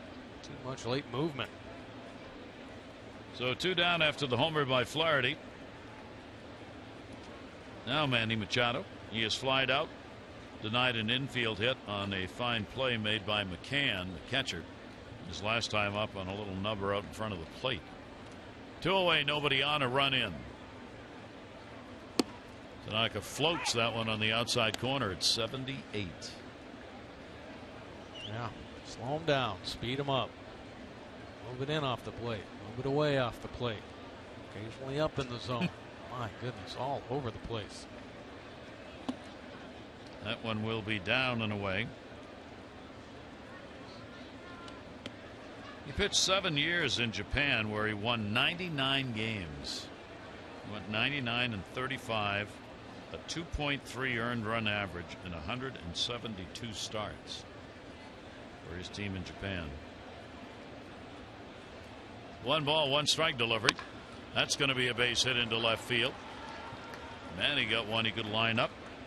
A single with 2 down here in the 6th inning, and the 3rd hit of the ball game for the Orioles. Well, let's see what's coming up schedule wise for the Orioles. Brought to you by Mile One Automotive, offering you 20 convenient locations throughout the Baltimore area.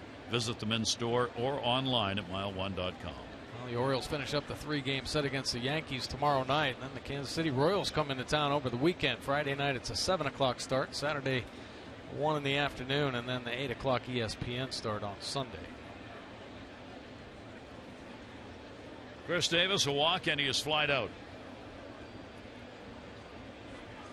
Chris going for the long ball, missed it. Good stop by McCann.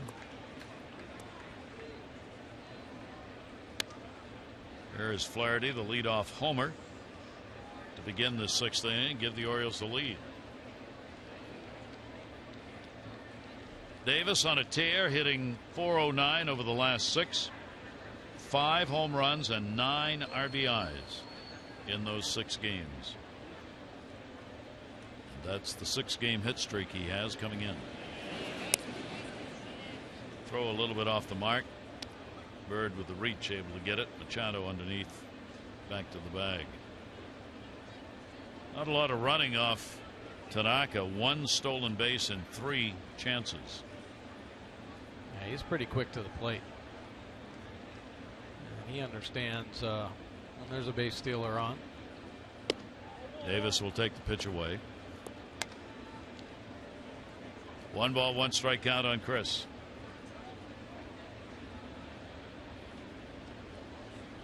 Everywhere you go, the question asked is, what about Chris Davis next year? Where is he going to be? Will the Orioles sign him? Will he be back? The inevitable answer is, who knows? 1-1. Little chopper off the end of the bat. Pitcher's got a cover. Tanaka gets there, but not in time. Infield hit. Runner going to third, and nobody there. So the Orioles catch the Yankees with 4 players surrounding first base, and now going home. But I think timeout was called here. There was. First base umpire Paul Emmel signaled the timeout. Manny Machado, though, heads up play. So Davis gets an infield single. Machado goes to third. Well, you know, we talk about Chris Davis, the home runs, 40 of them this year, but something that gets overlooked at times with Chris Davis is his speed. Every time he hits a ball, he's flying out of the box there, showing up. 2 outs. Anything can happen here. A communication breakdown by the Yankees, and Davis hustle finds himself at first base. Take a look at this. Chopper, but he is digging. Head down, he is flying down the line. Safe there, and Machado with the heads up on the back end, able to sneak in third base. Great base running all around. Yankees are going to challenge the call at first base. No. The call goes into New York. Paul Emmel, the first base umpire. Jerry Meals, the crew chief. Close, huh? Fans are plotting what they think is an out, watching it on the big screen. So are the umpires. Obviously a big call here in a 1-0 ball game. Orioles could have runners at first and third, or the inning could be over. And the decision is out. So that will do it in the inning as the challenge works. And Chris Davis does not get the single. It'll be the putout going 4-1. But Ryan Flaherty, he got one. There was no challenge on this one. The home run, and the Orioles have a 1-0 lead.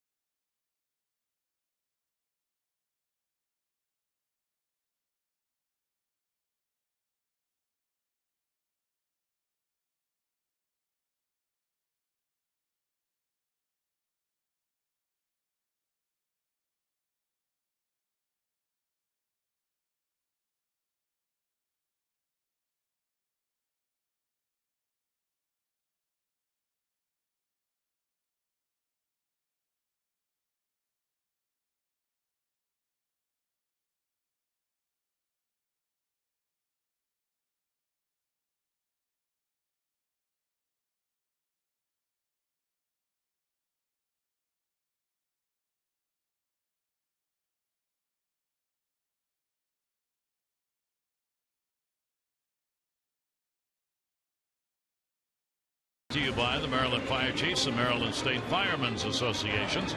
Email mdfirevolunteer@gmail.com to volunteer with your local fire, rescue, and EMS. And by Chesapeake Employers Insurance, Maryland's workers' compensation specialists. Gary Thorne and Mike Bordick.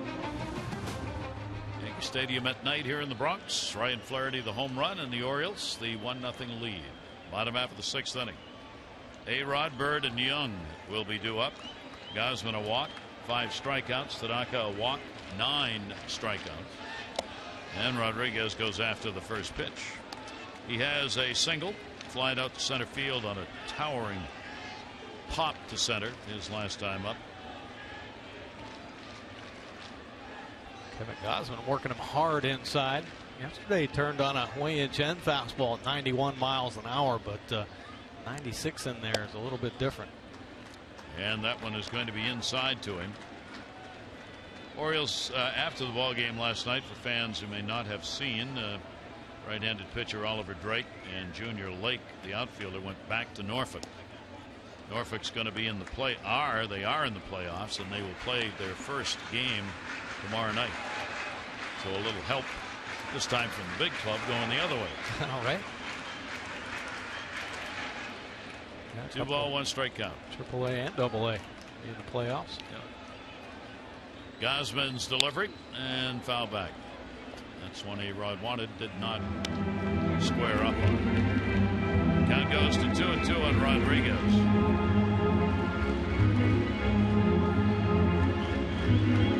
Yankees have been shut out 5 times this season. Orioles 9. Yankees have had shutouts only twice. Pitch will be inside, not by much. 98. Boy, that's a good fastball. Fearless, letting it loose in there. 3-2 to the leadoff batter. Leadoff man has not been on in the first 5 innings against Kevin Gausman. 3-2 pitch. A-Rod will drive one deep. Raimel back, and ball game time. Goodbye.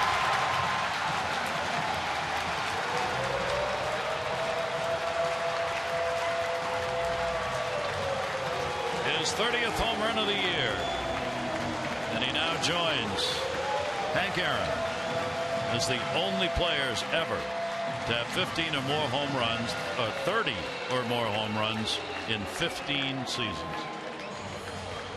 And now 4 home runs his last 5 games. He's getting that feel back.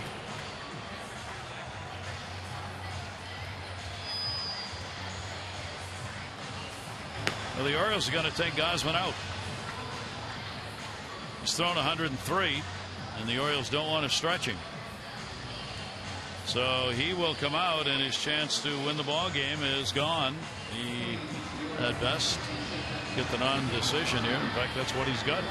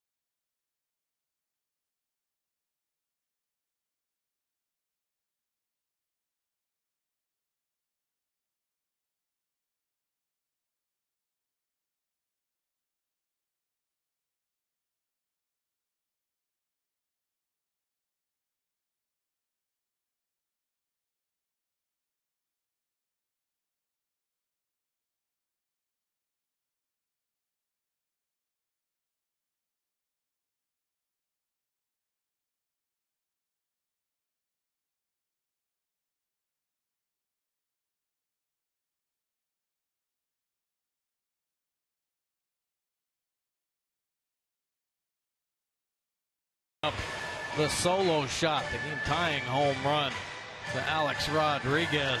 Maybe to the well one too many times with the fastball inside.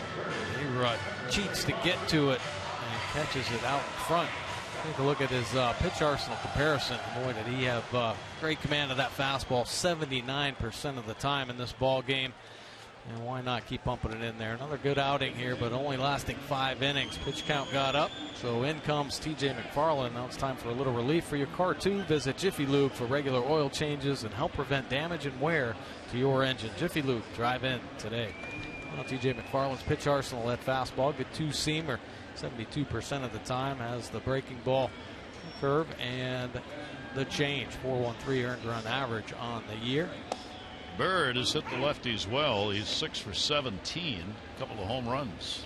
See some pretty big numbers here, though. Opponent's hitting 303, righties way up to 381, but holding the lefties down at just a 214 batting average. Pitch will be taken for a strike, so the ball game tied at 1-1. 6 hits for the Yankees, 3 for the Orioles. Kind of surprised Kevin Gausman would be yanked at that point. Didn't know of any particular pitch count. He gets him in a hurry. Kevin had 7 games, including tonight, where he had thrown over 100 pitches. He'd thrown up as many as 113 in the ball game.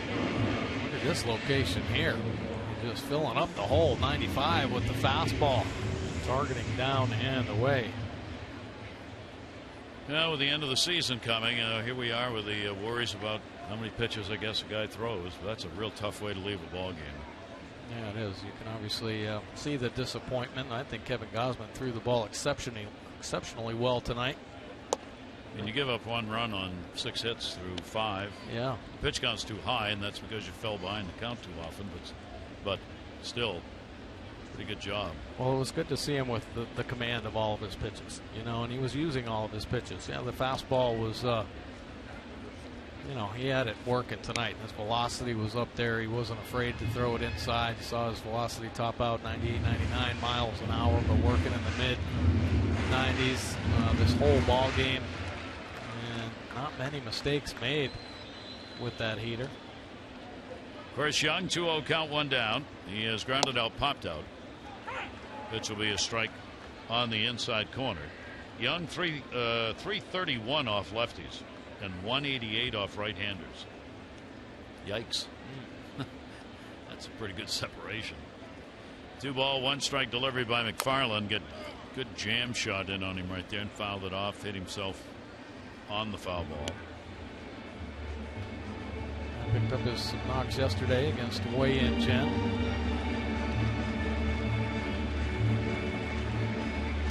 Two and 2.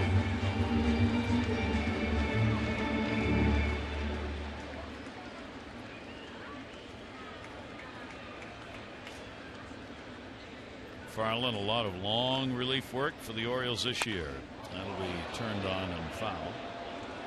TJ last worked against Toronto in the 5th. Worked an inning and had 2 strikeouts. Successful outing, and he's had a lot of those. He's pitched as many as 3 innings in a ball game. In fact, last time he did that was against the Yankees. 2-2 delivery. Jammed him again. Just foul outside. And still a lot of talk about T.J. McFarland being a starter here at the major league level. An everyday starter right into the rotation one day. But Showalter talked to him about that in spring training. Actually opened up the year in AAA. To get stretched out, eat up some innings. Seems like every time he gets recalled here for the Orioles, Buck likes to use him in the bullpen. Eat up some innings and some long relief, but can also be used on lefty-lefty matchup situations. 3 ball, 2 strike count. 1 down, run in, A-Rod's home run. Make it a 1-1 ball game. Full count delivery. Jammed him again. Turns on it. Really turns on it. Puts it in the upper deck. Pretty good battle going on here with Young and McFarland. Named to the Yankees at the end of last season. And he's been a very good offensive force for them the end of last year and this. 3-2 pitch, tried to go away and missed. Now for the Orioles starters, the troubles going deep continue. Yeah, definitely this trend continuing. Yesterday, Wei-Yin Chen came out early. Kevin Gausman came out early in this ball game 68 times. Starting pitchers have pitched less than 6 innings, 10 consecutive. Coming into today, that's the longest active streak in Major League Baseball.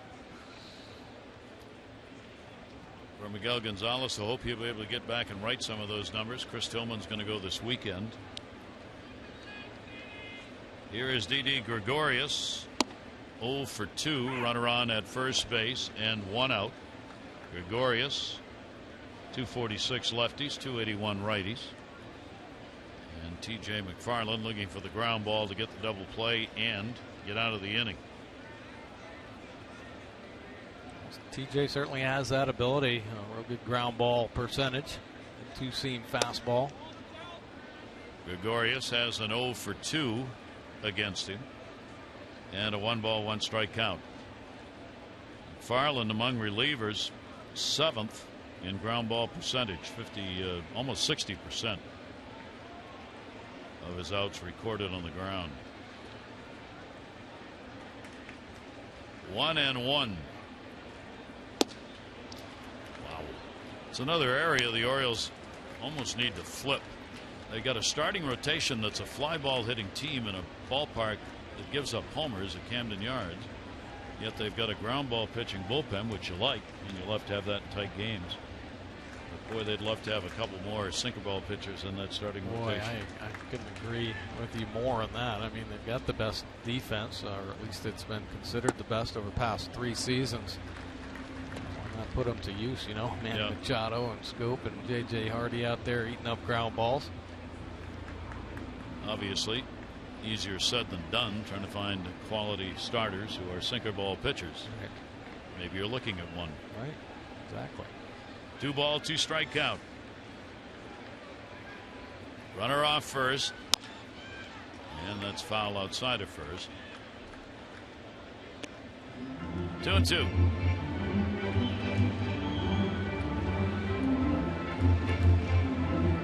Farland on to work. The base is empty here in the 6th inning, which is the way Buck Showalter prefers to bring him in. Either the start of an inning or in a situation like this where you just come in with nobody on. Try the 2-2 and will just miss. Gregorius leaning on it.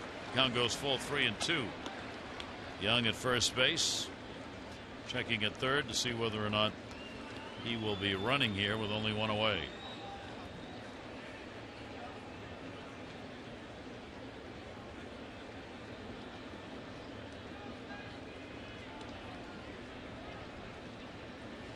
Gregorius waiting. Runner not going. Ground ball. Slowly hit. There's one. Great arm. Not in time. Ball just not hit hard enough. Manny Machado got rid of it as quickly as he could, and so did Scope. That was lightning fast. This is a little jam shot. Look at Manny. Ball hits the glove and it's on the Scope, and Scope the same way. Some cheese over to Ryan Flaherty on the end. I don't think there's another pair of infielders that will come close to turning that double play. I was really surprised Manny flipped it to Scope. Buck Showalter holding play up a minute as his video people took a look. They're not going to challenge. Drew to the plate. He has struck out, grounded out. 229 off lefties. Runner at first base, 2 down. And the little lob toss over to get him back. For McFarland against the Yankees this year, this is his 4th outing. He's given up no runs, 2 hits in 4 innings pitched against the Yankees this season.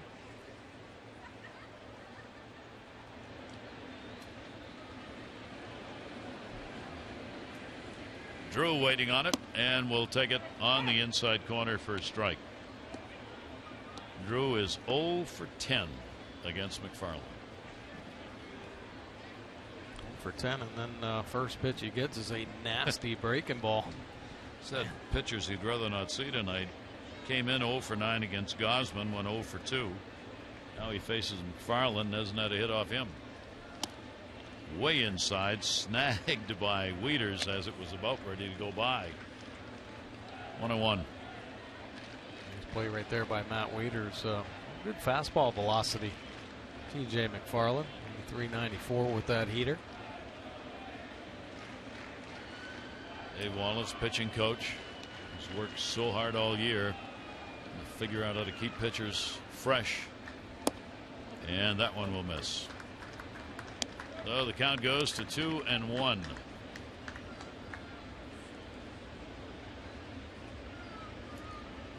Gregorius, the runner at first base, extended his lead over there. Bobby Dickerson, third base coach with the skipper.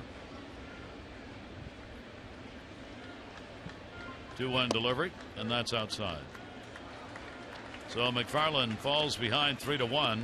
1-1 ball game with A-Rod's home run that took Osmond out of the game to start the inning. Young's walk created the base runner here, which is Gregorius, and flipped with him on the fielder's choice. 3-1. Good pitch. Got him to chase one. Probably that was ball 4, and a 3-2 count. Yeah, two-seamer down at the bottom of the zone, and probably have taken ball 4. That late action.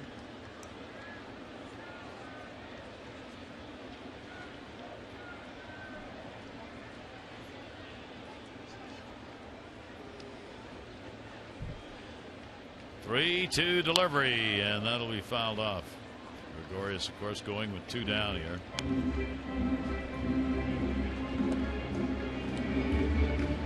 His average coming around that Mendoza line all year long. Swinging a little bit better as of late, but 17 home runs makes him pretty dangerous at the bottom of this Yankees lineup.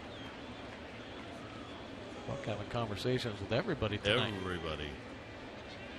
3-2 delivery on the way. Ground ball not hit hard into the shift. Hardy will make the play, and that will do it. So a run in, 1 hit. The home run by A-Rod has tied the game up, and our Honda do-ups were Radies, Scope, and Wieters.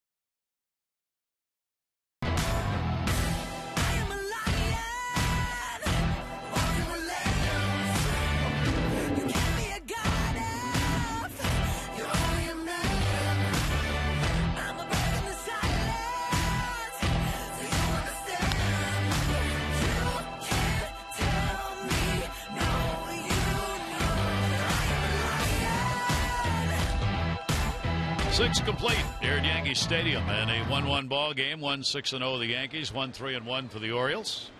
Gary Thorne and Mike Borda, great to have you with us here. The unofficial beginning of fall, or unofficial end of summer. Weather-wise, not so. Started at 88 here tonight, and warm, hot all day in New York and up and down the East Coast. 1-0 count. Jimmy Paredes leading it off here in the 7th inning. He has struck out twice. So is Jonathan Scope, who's waiting on deck. Tanaka has gone the distance for the Yankees. Showed bunt, takes it at the knees, and that is in there for a strike. See how efficient Tanaka's been. Just 81 pitches thrown to this point. Boy, those first pitch strikes make such a difference in so many ways for most pitchers. 1-1 delivery on the way. Brady's reaching into the shift. Not going to get him. It was bobbled on the pickup by Drew.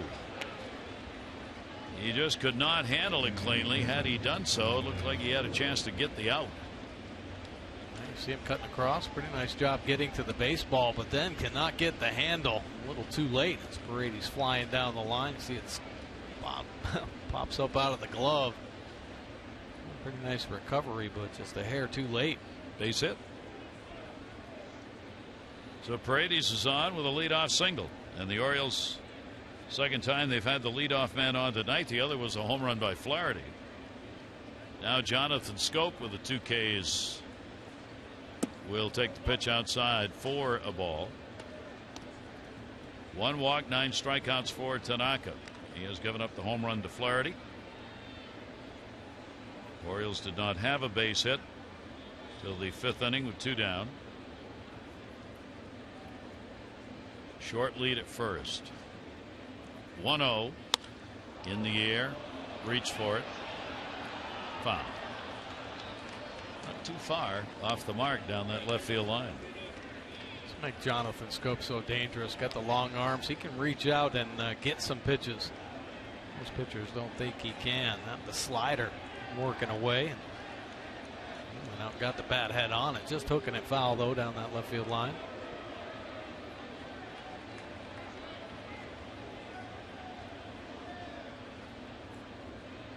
Jonathan's had 3 home runs in this ballpark, even though the average here is only 200 for him. 2 balls, 1 strike. Paredes with good speed on at first base. Tanaka averaging 6 1/3 innings per start. Working in the 7th.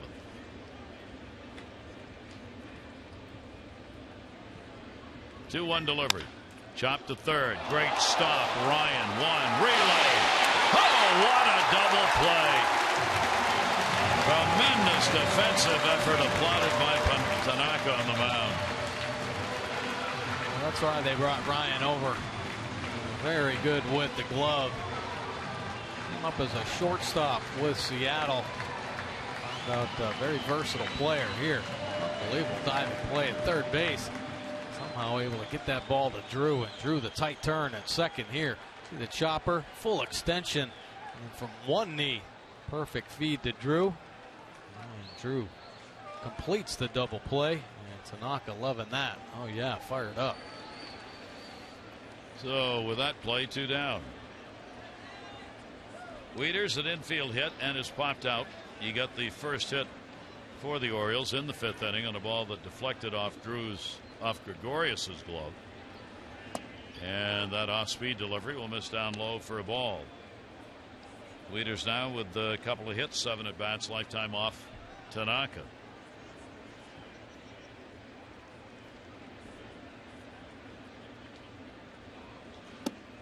And that will miss down low.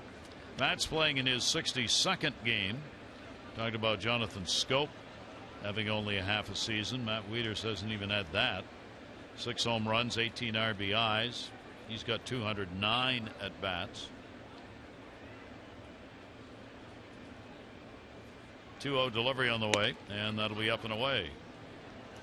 So Tanaka falls behind 3-0 with 2 down in the 7th inning. He has walked 1, and that came back in the 5th inning to the leadoff batter, Chris Davis.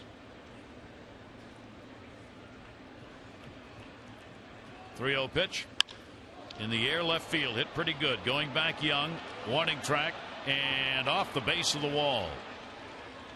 Throw will come in to second base, and Wieters has got himself a double. So Matt's 2 for 3 in the ball game, and the Orioles get their second hit of the inning. Oh, nice piece of hitting right there by Matt Wieters. Works to a 3-0 count. Green light. And this is that outer third. Down as well. Look at the big man going down to get it. And this is smoked into the gap off the wall. Easy double. His 12th double of the season. So now the Orioles have the potential go-ahead on in the 7th. with 2 away, and J.J. Hardy up. Hardy came up in the 5th inning, had a couple runners on, and popped out. So it'll be J.J.'s second chance on his return from the DL to pick up an RBI. Tanaka's pitch to him is there for a strike.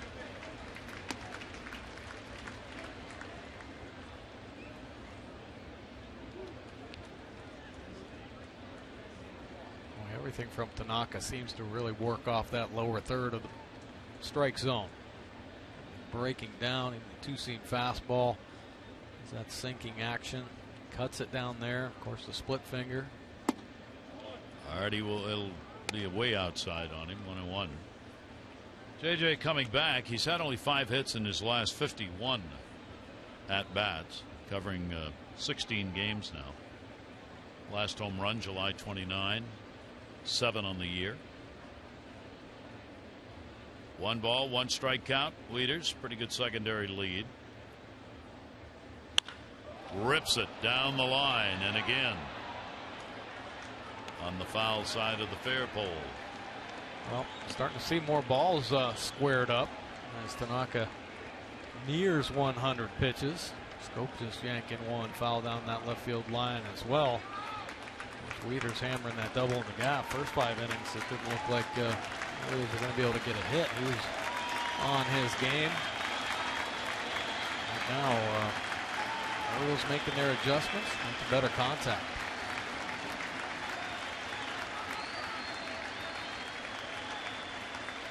Runner off second, Wieters. 1-2 delivered. Hardy, broken back ground ball to short, right through the wickets on Wieters.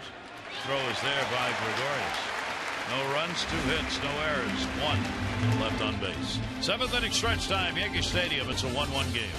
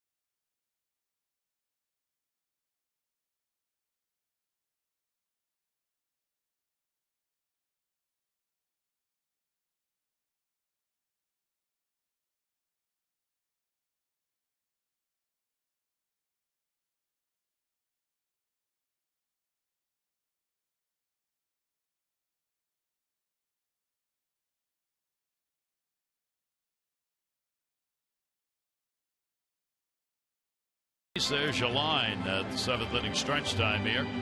Well, the controversy, if you will, certainly the discussion goes on regarding what the Mets are going to be doing with their star pitcher. C.J. Nitkowski has pitched in the major leagues himself and had this to say today.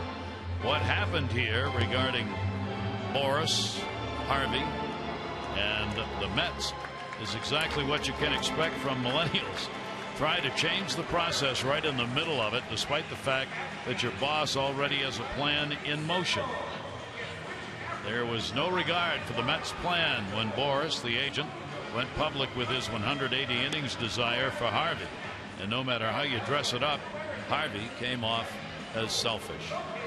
Nitkowski entitled his comments "A Bad Precedent for Baseball," talking about agents and pitchers deciding on how many innings they're going to pitch in a year where a club is trying to win a World Series. Yeah, oh yeah, that was very controversial. Yeah, and unfortunately, Matt Harvey doesn't look too good in this situation. I know it's unfortunate when agents start determining a lot of the outcomes of players, and really there shouldn't be that type of involvement, especially when the Mets have their pitching coaches and their strength and conditioning and training staff that are monitoring Harvey. So they have a plan. They know what they want to do with him. They don't have to be told by the agent. And it's still unclear what the result's going to be of all of this. It looks like he will pitch at least once, maybe twice in the regular season and be available for the postseason. That's what it looks like right now, but it's not clear, as discussions are still going on in the triangular Mets agent player discussion. The Mets don't need that right now, right? No. Here in September. It's hard enough to try and win. Yeah. Here is Brendan Ryan. TJ McFarland on in relief. Came on and got the 3 outs in the 6th inning.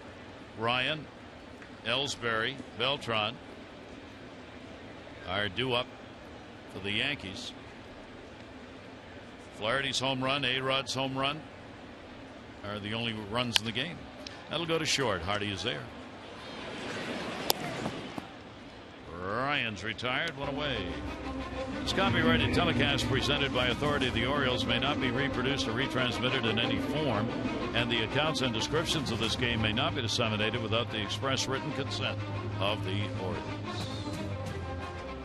Now Ryan Flaherty, big blow, leading off that 6th inning with that 8th home run. Tanaka surrendering it, 22nd of the year. Jacoby Ellsbury, a single, 1 for 3 in the ball game. And McFarland's pitch will be down low for a ball. Ellsbury 1 for 11 in his matchup with the Orioles left-hander. 1-0 delivery to him, breaking ball that stayed inside. Neither bullpen is active here. So Tanaka's going to continue, despite it looked like a little more hittable in that 7th inning. Yeah, there were some balls being squared up on him. 2-0 delivery and a big cut. Good fastball down low. 2 ball, 1 strike count. Jacoby Ellsbury.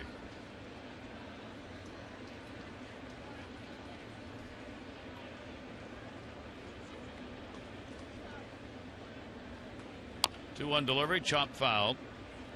Just barely able to reach out and put that on the end of the bat. He's making some big pitches here. Mentioning that breaking ball.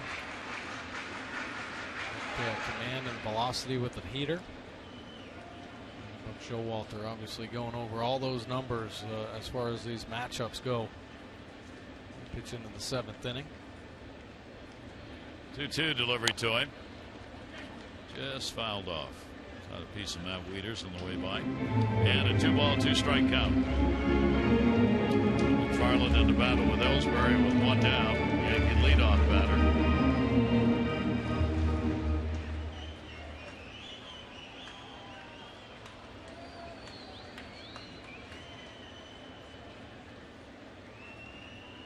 Go with the 2-2 delivery, and that'll be 3-2 up high.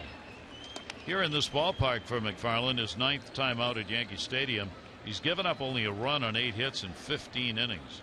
Yankees have hit only 154 against him here in this ballpark, so he matches up well in this yard.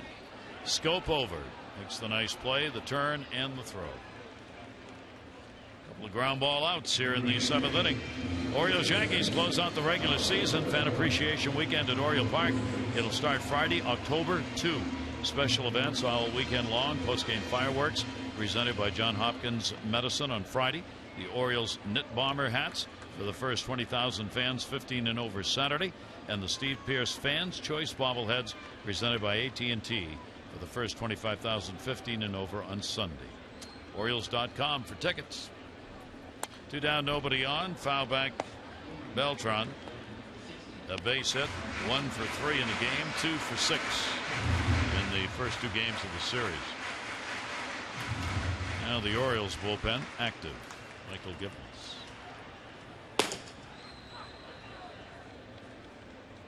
Beltran 2 down. You saw that big cut he took, looking for a long ball. 0 for 3 off McFarland, and pitches away. They will check. He didn't go. Michael Gibbons, saw him warming up in that Orioles bullpen. Is I think his stock rising. Potential candidate to make this team next year. Fastball, mid-90s, and slider, and proving that he can have success at this level. And that delivery will be taken for a strike.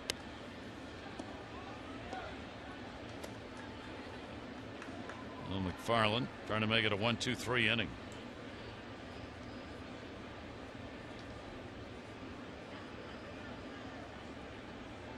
One, two down.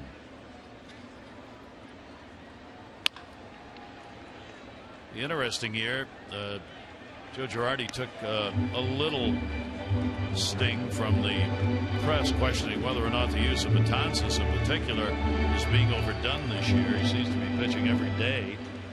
Last 2 outings, Sunday and against the Orioles yesterday, had to throw a lot of pitches. 30, 27 and 30. And Joe kind of fired back on that, saying, I protect my pitchers as well as any manager. I know what they can do, and I know how many pitches they've thrown. I'm not overusing Betances, and I'm not overusing my closer. So there. All right. Whether people agree with that or not may be another story. But right. 2 and 2. Yeah, it was a pretty interesting outing yesterday by Betances. Had 3 walks and 3 strikeouts in that inning. 2 balls, 2 strikes, 2 down. TJ throwing the ball very well. Nothing really left on the plate for any of these hitters. Back into the screen. Count stays at 2 and 2.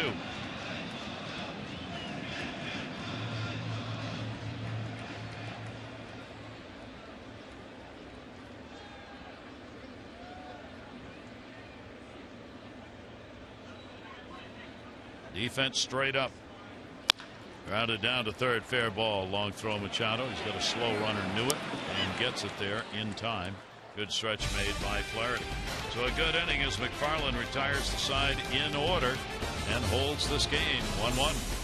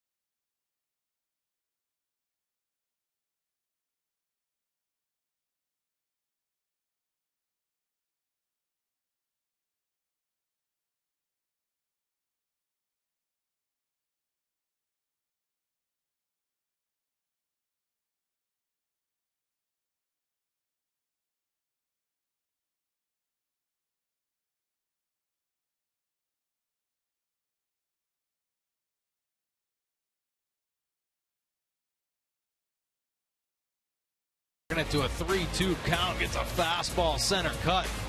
He knows where to go with it. Down that right field line. The Orioles on the board first.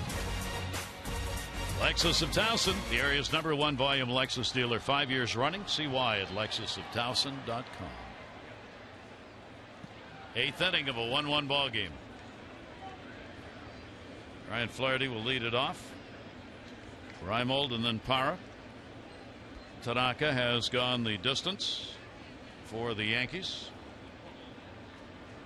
1 run, 5 hits, a walk, and 9 strikeouts. And Flaherty will foul that one back.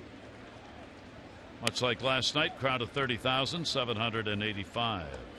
30,785. Almost exactly what it was for last night's game. A lot of fans dressed as blue seats. 0-1 count on the way. And inside. Tanaka keeping the balance of off-speed pitches going here. Chasing Shreve up. Yeah, he does not fall into a pattern at all. Continually mixing his pitches and locations up, speeds. 1-1 delivery on the way. Into the shift. Drew. As promised earlier in the game, we've selected the Data Strong fan photo of the game. Tweet your strongest fan photo to O's Couch Cam. You just might see yourself in an upcoming broadcast brought to you by T-Mobile. Sly and the Family Stone said it's a family affair. 1 away. Here is Nolan Reimold, top of the order. Reimold 0 for 3 in the ball game. 1 for 5 in the first 2. Pitch taken down low. Batting in the leadoff spot with Parra waiting on deck. Orioles trying to win just their 2nd game this year here at Yankee Stadium. They're 1-7 in the Bronx. The Orioles have fared well here over recent years. The last time they won just 1 or no games was back in 1998 when they went 0-6 against the Yankees in New York. Here's the 1-1 delivery on the way, and that'll be down low for a ball. 2 ball, 1 strike count. The Orioles have problems here at Yankee Stadium, but the Yankees have won 5 straight games against the O's. So yeah. Trying to end all of that. Yeah. Here in this ball game. 2-1 delivery. Swing and a miss. Tanaka got him on the top of that one. 2 ball, 2 strike count to Reimold. Nolan's had good success against the Yankees. A lifetime .298 hitter against the Yankees and 8 career home runs against them. 1 down, the 2-2. 2 down. His first double-digit strikeout game this year, 10. 1 shy of his career high. Once again, everything on the pitch track down at the bottom of the zone. A little cutter. Reimold out in front and over the top of. His 20 starts, averaging 95.1. The season high 114. Tonight up over 100 at 102. 2 down, nobody on. Here's Parra. 2 strikeouts and a fly ball out. Chopper, first base. Second base. Tanaka not on the bag. So Drew backed it up. It was too high for Bird to get a hold of. Drew got it. Tanaka breaking to the bag in a race with Parra, who's got good speed, and he could not get there in time. Some interesting plays over there on the right side of the infield. Parra happy to pick up that knock. It's going to be the 3rd infield hit the Orioles have had in this game.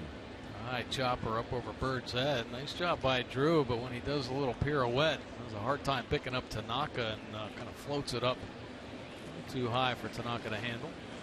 Larry Rothschild, the pitching coach, is on his way out with the trainer. Brendan Ryan, third baseman, came over after that last play, and the question, I guess, whether Tanaka may have pulled something as he stretched trying to catch that ball at first base.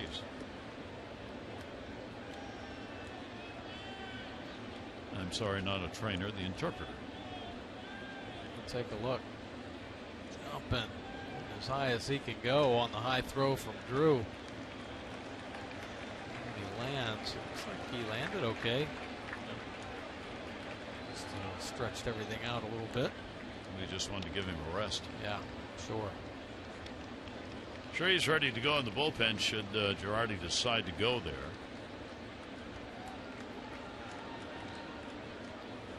Manny Machado, 2 down. Power at first base. Each team now with 6 hits. Machado hard to short.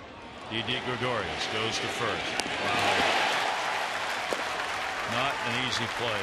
No runs on 1 hit, no errors, 1 left on base. We go to the bottom half of the 8th inning. Ball game, 1 apiece.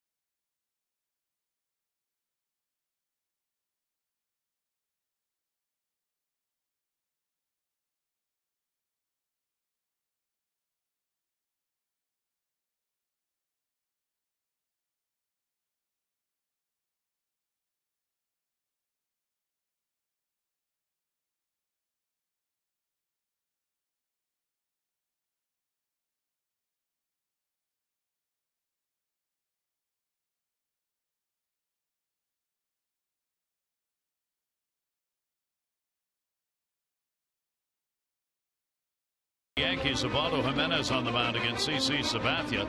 Our coverage on MASN 630 O's Extra presented by Jeep, and our game coverage at 7. All the access you need right here on MASN. Take a look at tomorrow's starters. Ubaldo Jimenez picked up his 10th win to start up in Toronto. CC Sabathia, see what you get there. Just coming off the disabled list with that right knee inflammation, and he's having a rough year. 5.27 earned run average. Well, this one's still to be decided. McFarland will stay on. He's worked 2 innings. McCann, A-Rod, and Bird. Middle of the order due up for the Yankees here in the bottom half of the 8th inning. So McFarland being stretched out a bit. We said he worked 3 innings. Last time he did that was against the Yankees for his innings pitched high this year. That was back on May 8th. He's trying to do it again here on September 8th. McCann into the shift. Jonathan Scope. And 1 away in the bottom half of the 8th inning.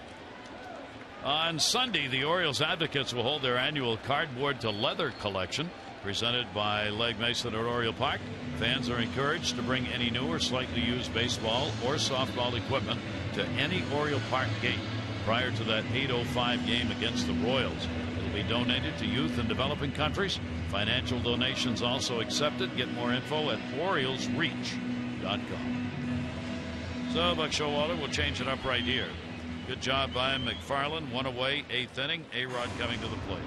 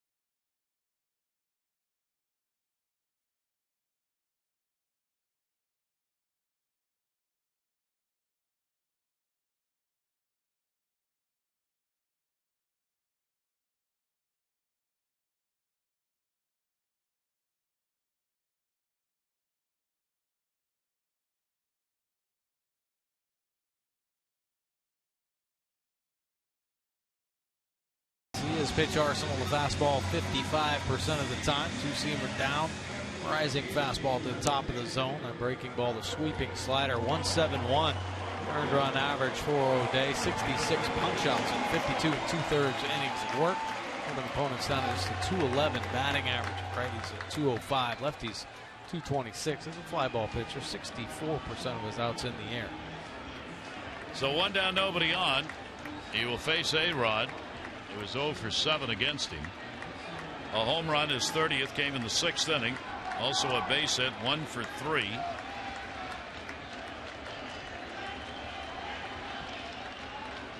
Home run yesterday, home run tonight. Today's delivery to him, reaching and fouls it off. For Darren against the Yankees, appearance number 6. He's worked 4 innings, no runs, 2 hits, 1 walk, and 6 strikeouts this year against New York. See A-Rod's power zone. That's pretty big. That red area covers a lot of the strike zone. The home run he hit was right on the inside corner, about 96, 97 miles an hour. So still holding that good bat speed. 1 down. We're in the bottom of the 8th. A-Rod will pop it up. Second base, Scope or Para. Scope wants it and puts it away. Long way to go for that one. Yeah, well, yesterday there was a little miscommunication between he and Davis, and after that miscue, Bobby Dickerson got in his ear, told him to take the charge a little bit more over there. It's his responsibility. Well, took charge on that one. Chris was right in there behind him. 2 down. That'll bring Bird to the plate, trying to avoid the golden sombrero.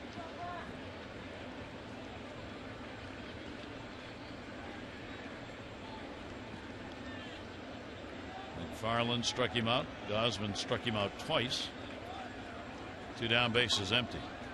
And Bird will take the pitch for a strike as he faces Darren O'Day for the first time.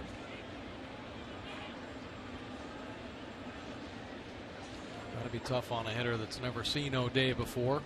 Many veteran major league hitters who faced Darren O'Day throughout his career have had a hard time with him.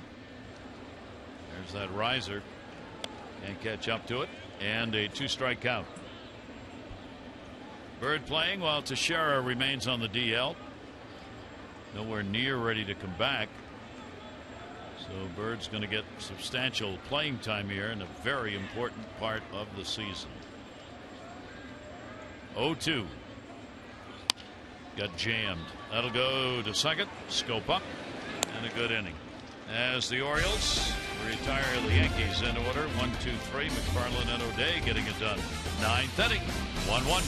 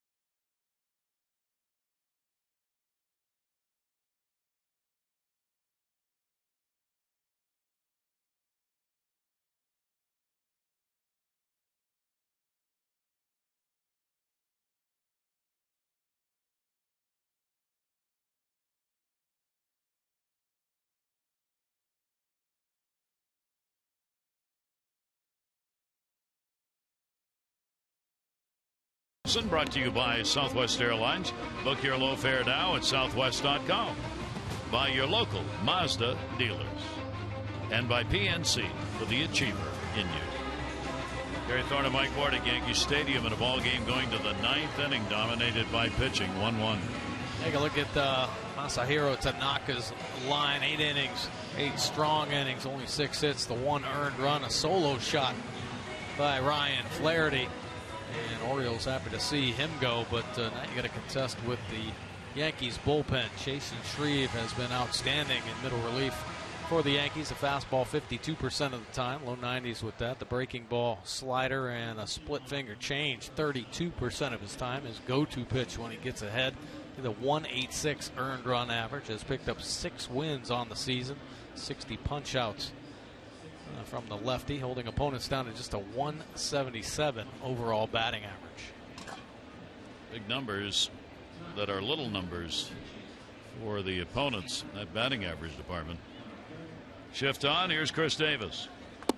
And he will take the pitch for a ball. He has not faced Shreve before. Davis has flied out, drawn a walk,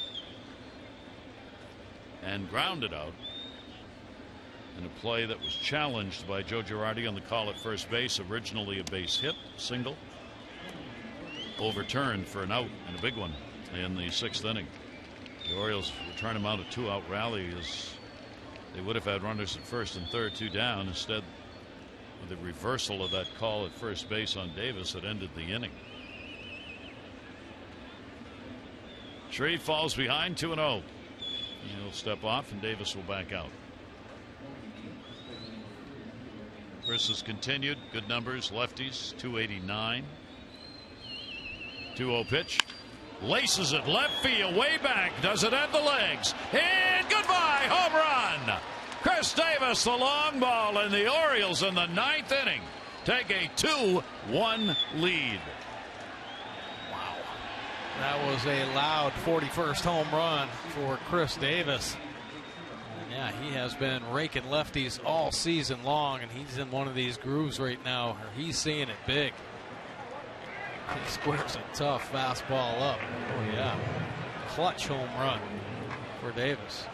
And the Orioles are on top in the 9th. And our Maryland lottery contestant, Loretta Lee Pollock, another $500 for the homer. Love to see the faces of some of his teammates in there shaking their head almost in disbelief that the Crusher, what he can do. Pretty impressive.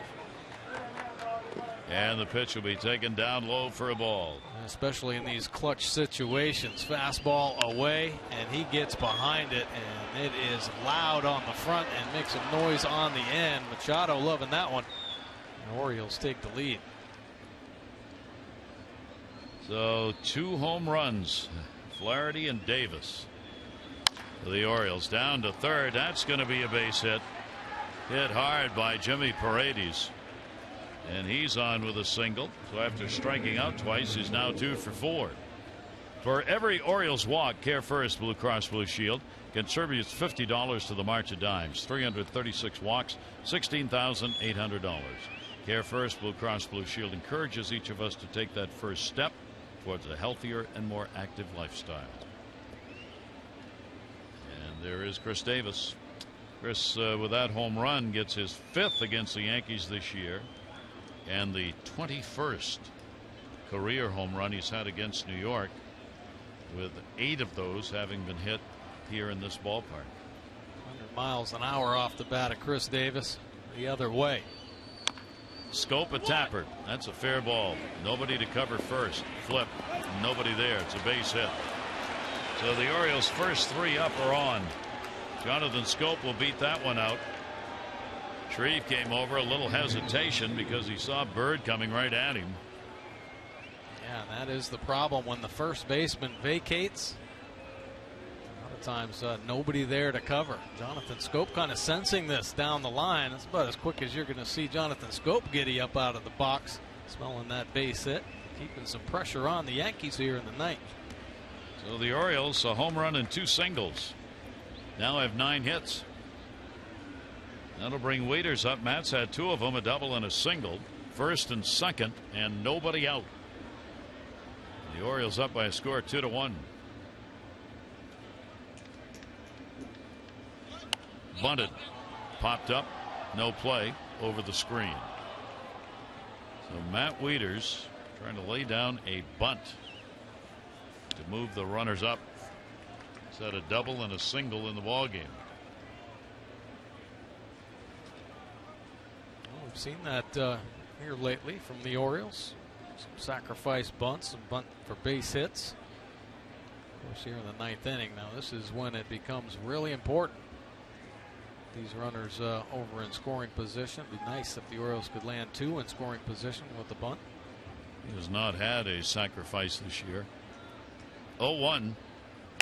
Wieters in the air, not deep. Ellsbury.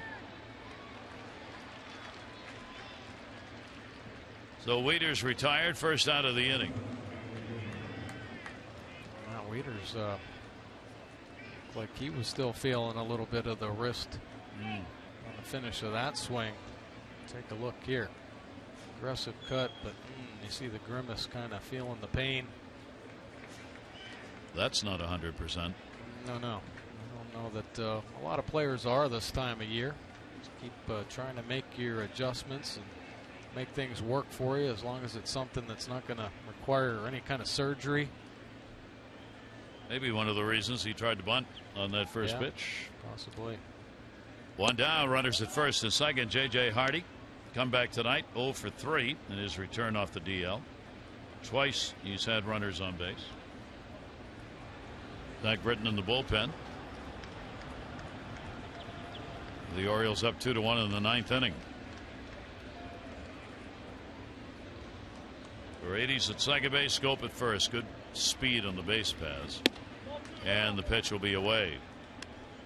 So Hardy gets ahead on the count 2-0. See, tonight neither team has had a hit with a runner in scoring position. A lot of opportunities for both. It's been the home run for both teams. Hardy's 0 for 3 off Shreve. 2-0 delivery on the way to him and came in a little bit, fouled back over the screen. 2-1. Shreve, first full year in the major leagues, and certainly has stepped up and done a nice job for the Yankees out of the bullpen. There is some funkiness to this delivery, and he will make adjustments on the mound. You see him facing J.J. Hardy, starts on the third base side of the rubber. When he's facing a lefty, he slides back over the first base side of the rubber just to create some angles that he feels a little more comfortable with. He is 25 years old out of Las Vegas, acquired from the Atlanta Braves. He pitched with Atlanta at the major league level in just 15 games. No decision in those appearances with the Braves. 3 ball, 1 strike count. The Orioles trying to push across some more here in the 9th inning. 3-1 delivery to Hardy and a full count.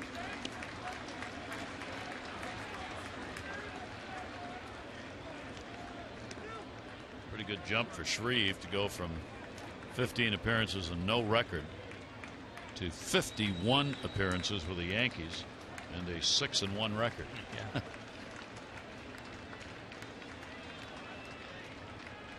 3-2, 1 out, double play depth.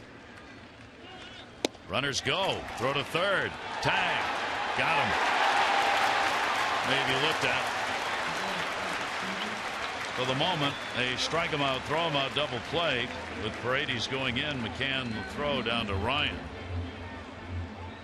Buck Showalter is asking the Yankees to stay on the field. Oh, might not ever got him. Talk a lot about how the middle infielders for the Orioles, when they receive throws at second base, they more hood the ball and go down instead of come up with the pick. And there, Ryan had picked with the glove up, and then when he went back down for the tag, it doesn't look like he ever got a piece of Paredes.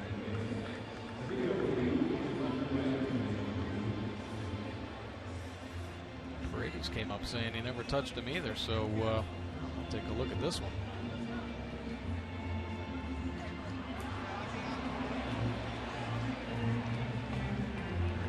That backside. The question is, did Ryan get his glove on his jersey on the way down. Third base umpire Clint Fagan thought he did. I thought he hit the jersey and it wrinkled ever so slightly, but I still think he had his hand in. Yeah, I agree. I think his hand got up in there. So the review underway, and another big one. Yankees won one that ended an inning. And the Orioles trying to win one and extend an inning. So he got the jersey, I think, but I also think he was ahead of him on the bag with his hand.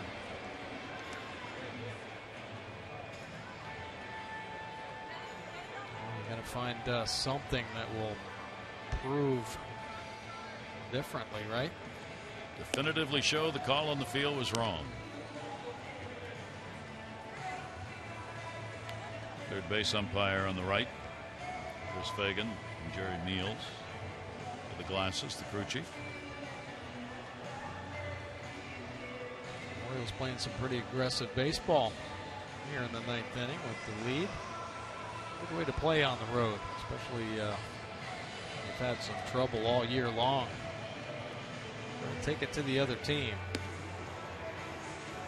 Orioles trying to be aggressive here. Out.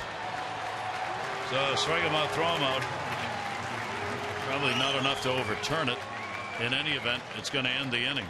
So the Orioles will get the run as Chris Davis, leading off the ninth inning, delivers his 41st of the year, going the other way. Now the Orioles need 3 outs, and they'll get a W.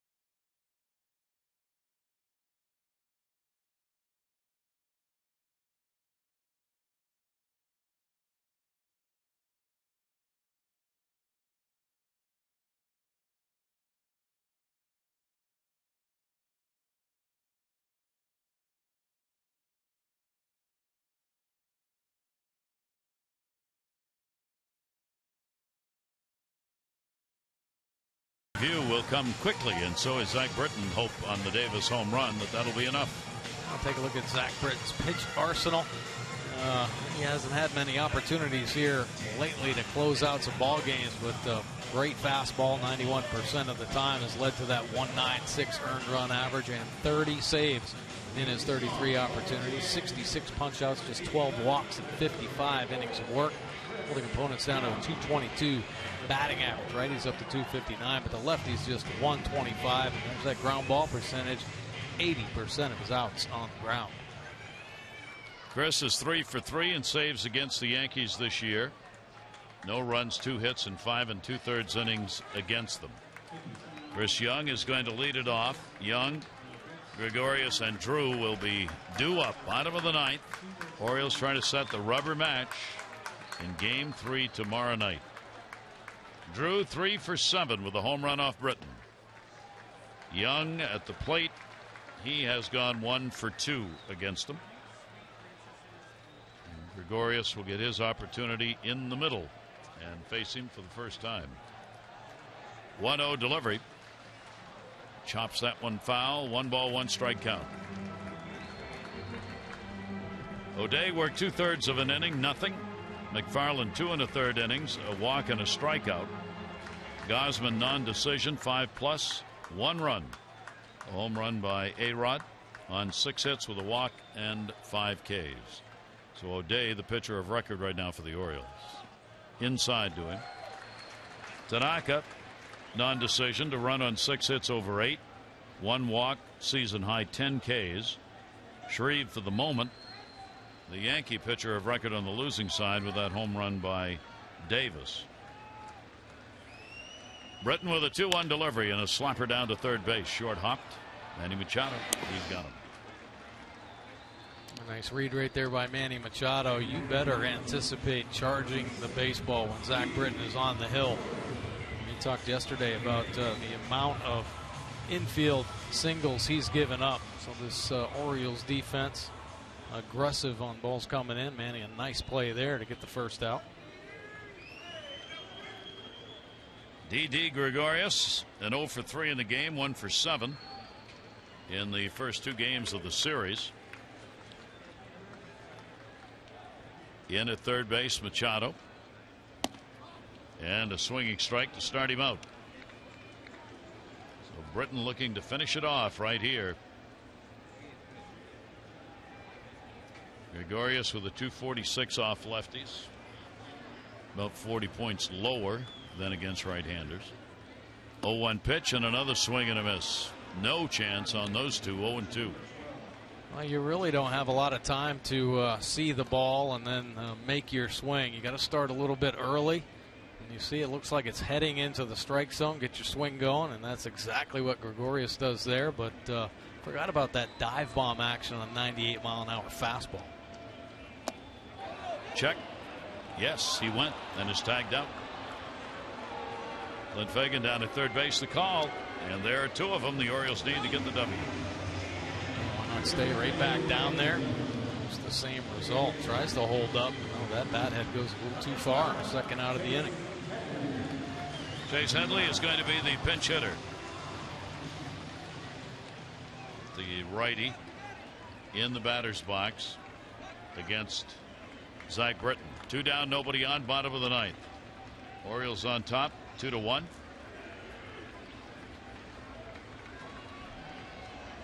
Headley 0 for 4 off Britton.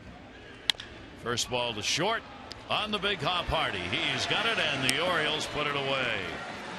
So the Orioles come away with a win, and a good one. A 2-1 final score as the Orioles pick up their 1-run win, their 19th of the year. The Yankees suffered their 23rd 1-run loss, and that was a good one. Orioles get the victory, so that sets up the rubber match tomorrow. Ubaldo Jimenez against CC Sabathia. Coverage on MASN 6:30 O's Extra, presented by Jeep, followed by game coverage at 7. This has been a massive presentation. Our final here, the Orioles 2 and the Yankees 1. O's Extra, presented by PNC, is coming up right now. The happy recap, Jim and Rick have it for you. For Mike Bordick and all of our crew here in New York, I'm Gary Thorne. Thanks, everybody.